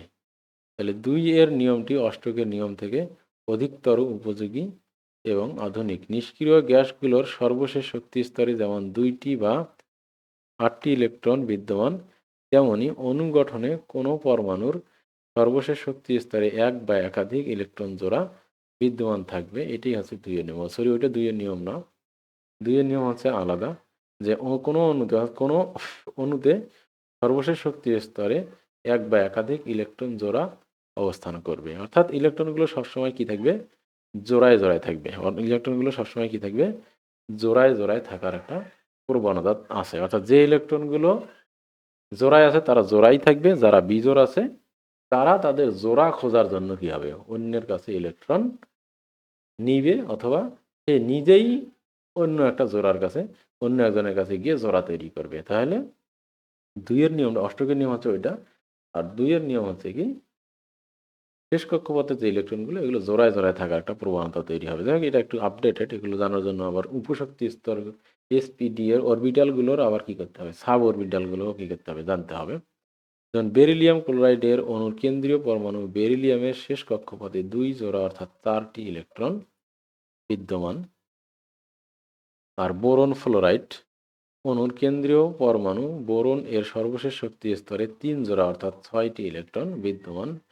মিথেন অণুর কেন্দ্রীয় পরমাণু কার্বন এর সর্বশেষ শক্তি স্তরে 4 জোড়া অথবা 8টি ইলেকট্রন বিদ্যমান। তাহলে এখানে ইলেকট্রনগুলো জোড়া জোড়া খোঁজার চেষ্টা করবে। ইলেকট্রনগুলো কি করবে? জোড়া খোঁজার চেষ্টা করবে। কিভাবে? বেরিলিয়াম, তাহলে বেরিলিয়ামের শেষ কক্ষপথে ইলেকট্রন আছে কয়টা? বেরিলিয়ামের কথা যদি আমরা ধরি, বেরিলিয়াম হচ্ছে কত? 4, অর্থাৎ 1s2 আর 2s2। এখন বেরিলিয়ামের শেষ কক্ষপথে যে এই 2টা ইলেকট্রন, এই 2টা ইলেকট্রন বিজোড় অবস্থায় থাকে। কি থাকে? বিজোড়। কি থাকে? বিজোড় অবস্থায় থাকে। এখন এ কি করে? ওরা নিজ নিজ জোড়া খোঁজে। ওরা কি করে? নিজ নিজ জোড়া, হাইড্রোজেন হিলিয়াম কি করে? নিজ নিজ জোড়া খুঁজে। এখন নিজ নিজ জোড়া খুঁজতে গিয়ে কি হবে? তখন ও আর একটা ক্লোরিনের কি করে? ক্লোরিনও তো খুঁজতেছে। ক্লোরিনের শেষ কক্ষপথে আবার কয়টা ইলেকট্রন আছে? 7টা ইলেকট্রন আছে। 7টার মধ্যে কি থাকে? 6টা জোড়া অবস্থায় থাকে। 6টা কি থাকে? জোড়া অবস্থায় থাকে। আর এই একটা বেজোড় হয়ে যায়। তাহলে সেও তার জোড়া খুঁজতেছে। সেও তার জোড়া খুঁজতেছে। এই জোড়া খুঁজতে গিয়ে সে এখানে বোরনকে পায়, বেরিলিয়ামকে পাইছে। তাহলে সে এই যে সে শেষ কথা ওই একটা দিয়ে কি করে? বাকিগুলো জোড় হিসেবে আছে, এখানে জোড় তৈরি করেছে। একইভাবে আর একটা কি করছে? এখানে আর একটা জোড় তৈরি করেছে। আর বাকিগুলো এখানে তো 3টা জোড় হিসেবে আছেই। তাহলে জোড়া তৈরি হলো, তাতে কারো ক্লোরিনেরও কি হয়ে গেল? এই বেজোড় ইলেকট্রনটা জোড়া পেয়ে গেল, ফলে 8 হয়ে গেল। আর বেরিলিয়ামের ক্ষেত্রে কিন্তু 8 হইল না, হইল কত? 4, কিন্তু ইলেকট্রন বেজোড় ইলেকট্রনগুলো জোড়া খুঁজে পেল। তাহলে এইটা কি মোর? তাহলে এখানে 8-এর নিয়ম দেখো, এখানে কিন্তু বেরিলিয়ামের কি 8 হচ্ছে না। অর্থাৎ এটাকে অষ্টকের নিয়ম ব্যতিক্রম। আগে এগুলোকে ব্যতিক্রম হিসেবে পড়ানো হইতো, কিন্তু এখন ওটাকে বিজ্ঞানীরা কি করছে? একটা আপডেট করছে। ওই অষ্টক ফষ্টক বাদ এখন প্রত্যেকটা বিজোড় ইলেকট্রন জোর খুঁজবে। এখন এখানে একটা ঝামেলা হয়ে গেছে। এখন অনেকে প্রশ্ন করতে পারে, বেরিলিয়ামে তো এখানে 2টা ইলেকট্রন জোড়া হিসেবে থাকলেই থাকতে পারতো, খামোখা অন্যের কাছে জোড়া খোঁজার দরকার কি? তাই না? নিজেই তো জোড়া তৈরি করতে পারে। তো এগুলো এই যে এটা হবে তখন আবার কি? এটা উত্তর আছে। তো এখানে আমি পড়াচ্ছি না, কারণ এগুলো ইন্টারমিডিয়েটে আছে। এগুলো তখন হাই পড়াশোনা হয়ে যাবে। এখন এগুলো এস এর, এস পি ডি এফ এর আবার সাব ওখানে ওগুলোর আবার ভাগ আছে, সেগুলো পড়াইতে হবে। P X P Y P Z এগুলো, তো ওগুলোর দরকার নেই।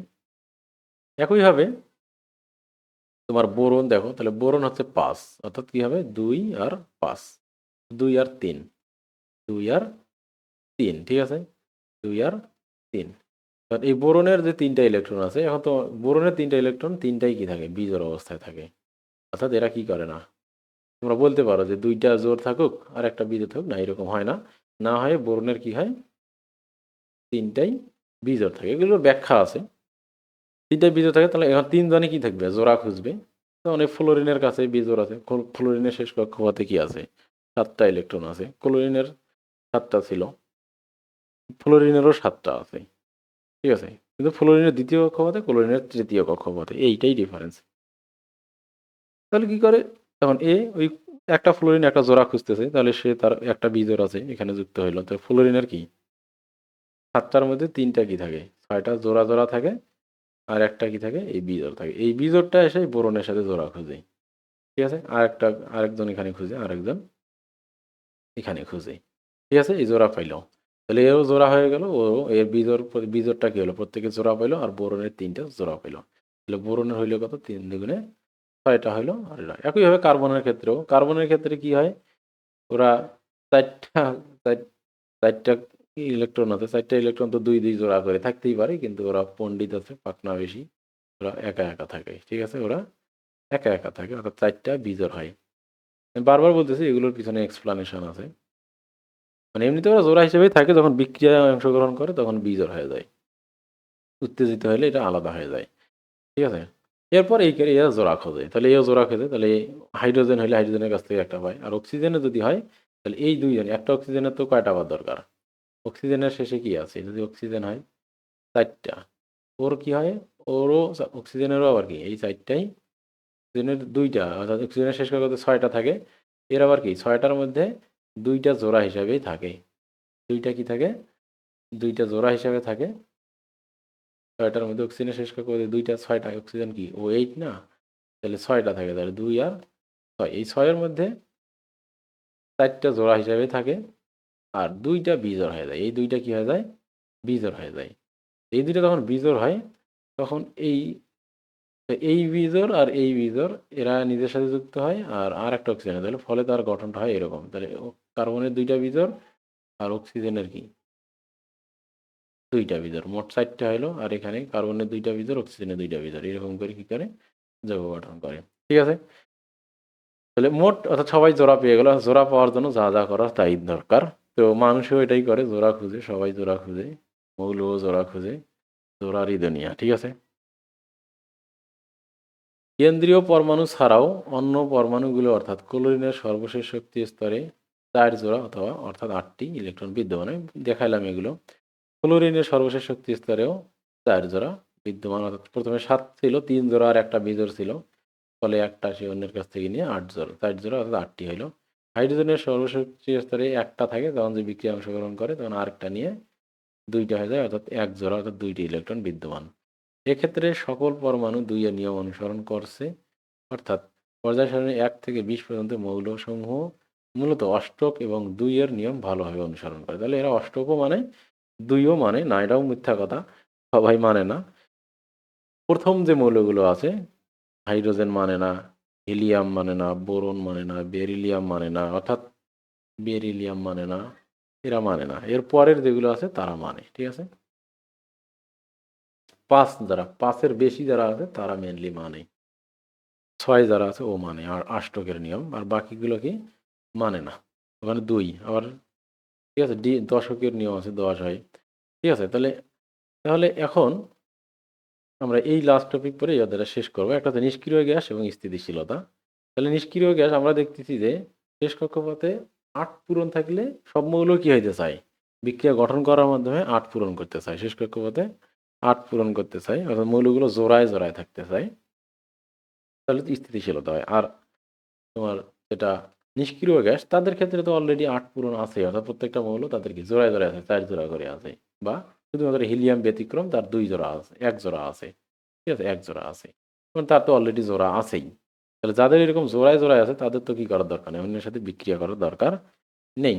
তাহলে এই যে, তাহলে ইলেকট্রন যখন জোড়ায় জোড়ায় থাকবে, অথবা 8টা পূরণ হবে বা 2টা পূরণ হবে, তখন তারা স্থিতিশীল থাকে, তখন তারা সহজে অন্যের সাথে বিক্রিয়া করতে চায় না, এই জন্য ওগুলোকে নিষ্ক্রিয় গ্যাস বলা হয়, ঠিক আছে?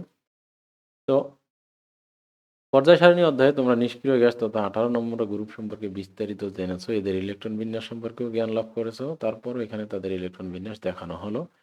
তো ইলেকট্রন বিন্যাস এদের সবার তোমরা জানো, আমি আর দেখাচ্ছি না। এদের প্রত্যেকের কিন্তু দেখো শেষ কক্ষপথে এস আর পি আছে, এস পি আছে, শুধুমাত্র প্রথম জন ব্যতিক্রম, তার শুধু এস আছে, বাকি সবার দেখো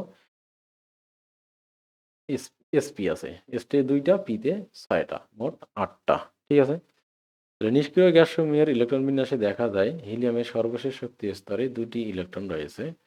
হিলিয়ামের বেলা তার সর্বশেষ শক্তি স্তর পূর্ণ করতে 2টি ইলেকট্রনই প্রয়োজন, তার কারণ দ্বিতীয় কক্ষপথে 2টাই ইলেকট্রন।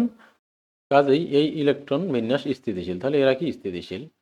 অন্যান্য নিষ্ক্রিয় গ্যাসের বেলায় তাদের সর্বশেষ শক্তি স্তরে 8টি, অর্থাৎ দেখো NH2 NP6, তাহলে 6 আর দিয়ে 8, সবার শেষে কিন্তু এটা মাথায় রাখবা, এটা অবশ্যই মাথায় রাখতে হবে। তোমার নিষ্ক্রিয় গ্যাসের শেষে থাকে NH2 NP6, এন এর মান 2 থেকে শুরু হবে, এন এর মান কিন্তু 2 থেকে শুরু হবে, 1 না। এন এর মান কি না, এখানে এন এর মান অবশ্যই কি, এন এর মান গ্রেটার দ্যান 1 হবে, তাই না? তার কারণ এন এর মান যখন 1 হয় তখন কিন্তু শুধু এস থাকে, পি থাকে না। তাহলে 2 থেকে শুরু হবে, তাহলে এগুলো বহুপদীতে থাকে। তাহলে এখানে শর্ত কি, এন এর মান ডেফিনেটলি 1 এর চেয়ে বড়, আর এন এর মান 1 হলে তখন শুধুমাত্র এসি থাকবে, পি থাকবে না। ঠিক আছে? ইলেকট্রন বিদ্যমান কোনো মৌলের সর্বশেষ শক্তি স্তরে 8টি ইলেকট্রন থাকলে তারা সর্বাধিক স্থিতিশীলতা অর্জন করে। সর্বশেষ শক্তি স্তরে 2টি ইলেকট্রন থাকলে দ্বিত্ব বলে। তো এই যে 2 এর নিয়ম আর দ্বিত্ব আলাদা জিনিস। ওটা আমি প্রথমে বলছিলাম যে 2 হচ্ছে, ওইটাই হচ্ছে দ্বিত্ব, অর্থাৎ হাইড্রোজেন 2টা হইলো, শেষ কক্ষপথ 2 এর মাধ্যমে পূরণ হলো, তখন সেটাকে বলা হচ্ছে দ্বিত্ব। আর 2 এর নিয়মটা একটু আলাদা। আর 8টি ইলেকট্রন থাকলে তাকে বলা হয় অষ্টক। সর্বশেষ শক্তি স্তরে দ্বিত্ব ও অষ্টক পূর্ণ থাকার কারণে নিষ্ক্রিয় গ্যাসগুলো অধিকতর স্থিতিশীল হয়। অধিকতর স্থিতিশীলতার কারণে নিষ্ক্রিয় গ্যাসগুলো অন্য কোনো মৌলকে ইলেকট্রন প্রদান করে না, এমনকি অপর কোনো মৌলের কাছ থেকে কোনো ইলেকট্রন গ্রহণও করে না। এরা রাসায়নিকভাবে আসক্তিহীন হয়ে পড়ে বা এরা নিষ্ক্রিয় হয়ে পড়ে। নিষ্ক্রিয় গ্যাস ছাড়া বাকি কোনো মৌলেরই সর্বশেষ শক্তি স্তরে এরূপ দ্বিত্ব বা অষ্টক পূরণ থাকে না, ফলে তারা স্থিতিশীল হয় না। অন্যান্য মৌল স্থিতিশীলতা অর্জনের জন্য সর্বশেষ শক্তি স্তরে দ্বিত্ব বা অষ্টক পূরণ করতে চায়। এজন্য তারা সর্বশেষ শক্তি স্তরে ইলেকট্রন গ্রহণ করে, কখনো অন্যকে দিয়ে দেয় অথবা ভাগাভাগি করে, পরস্পরের সাথে বন্ধন গঠন করে। এখন বন্ধন কিভাবে গঠন করে সেটা আমরা দেখব। তাহলে এখান থেকে আমরা একটা বন্ধন গঠনের জেনারেল কারণ পাইলাম, সেটা হচ্ছে তাদের স্থিতিশীলতা অর্জন করা, অর্থাৎ শেষ কক্ষপথে 2টা বা 8টা পূরণ করা। ঠিক আছে? তো আমরা এই অধ্যায়ে এই পর্যন্তই থাকি। এর পরের যে বাকি অংশগুলো আছে, পরের ক্লাসে আমরা বাকি অংশগুলো একইভাবে কি বিস্তারিতভাবে আলোচনা করব। আমি তোমাদের এখানে এমনভাবে আলোচনা করতেছি, এখানে শুধুমাত্র বোর্ড বই রিডিং না, বরং বোর্ড বইয়ের প্রতিটি কনসেপ্ট বইয়ের লাইন ধরে ধরে ধরে ধরে ব্যাখ্যা করতেছি। অর্থাৎ এটা তোমাদের একটা কি পূর্ণাঙ্গ কোর্স প্ল্যানের মতোই আগাচ্ছি আমরা। শুধুমাত্র আমি শেষে এক্সট্রা কি সৃজনশীল এবং এমসিকিউগুলোই শুধুমাত্র কি করতেছি না, আলোচনা করতেছি না, সেটা আমরা অন্য চ্যানেলে করি।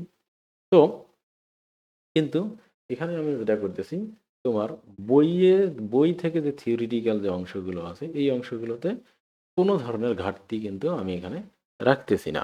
প্রত্যেকটা পয়েন্ট বিস্তারিত আলোচনা করতেছি এবং এদের সাথে সম্পর্কিত যেগুলো সম্পূরক যে বিষয়গুলো আছে এখানে আলোচনা করা নাই, সেগুলোও কিন্তু আমি সঙ্গে সঙ্গে কী করতেছি, আলোচনা করতেছি। তাহলে তোমরা বুঝতেই পারতেছো যে এটা টেক্সট বুক রিডার যে ক্লাস চ্যানেলটি আছে, এই চ্যানেলটি শুধুমাত্র কি না বইগুলো রিডিং পড়ায় যাচ্ছে, রিডিং পড়ে যাচ্ছে আর তোমরা শুনে যাচ্ছ, বিষয়টা কিন্তু মোটেই এরকম না। এটা কিন্তু তোমাদের একদম টিচার যেভাবে বই বোঝায় ঠিক সেরকম, অর্থাৎ আমি তোমাদের ক্লাস টিচারের মতোই বই ধরে ধরে ধরে ধরে প্রত্যেকটা পয়েন্ট বাই পয়েন্ট কি বোঝাচ্ছি। তো এই স্টাইলটা যদি তোমাদের ভালো লাগে তাহলে তোমরা তোমাদের অন্য অন্য যে ফ্রেন্ড আছে সেই ফ্রেন্ডদের সাথেও কি করতে পারো, হ্যাঁ শেয়ার করতে পারো, তাহলে তারাও কি হবে, উপকৃত হবে। তো ভালো থাকো, নেক্সট ক্লাসে আবার দেখা হবে।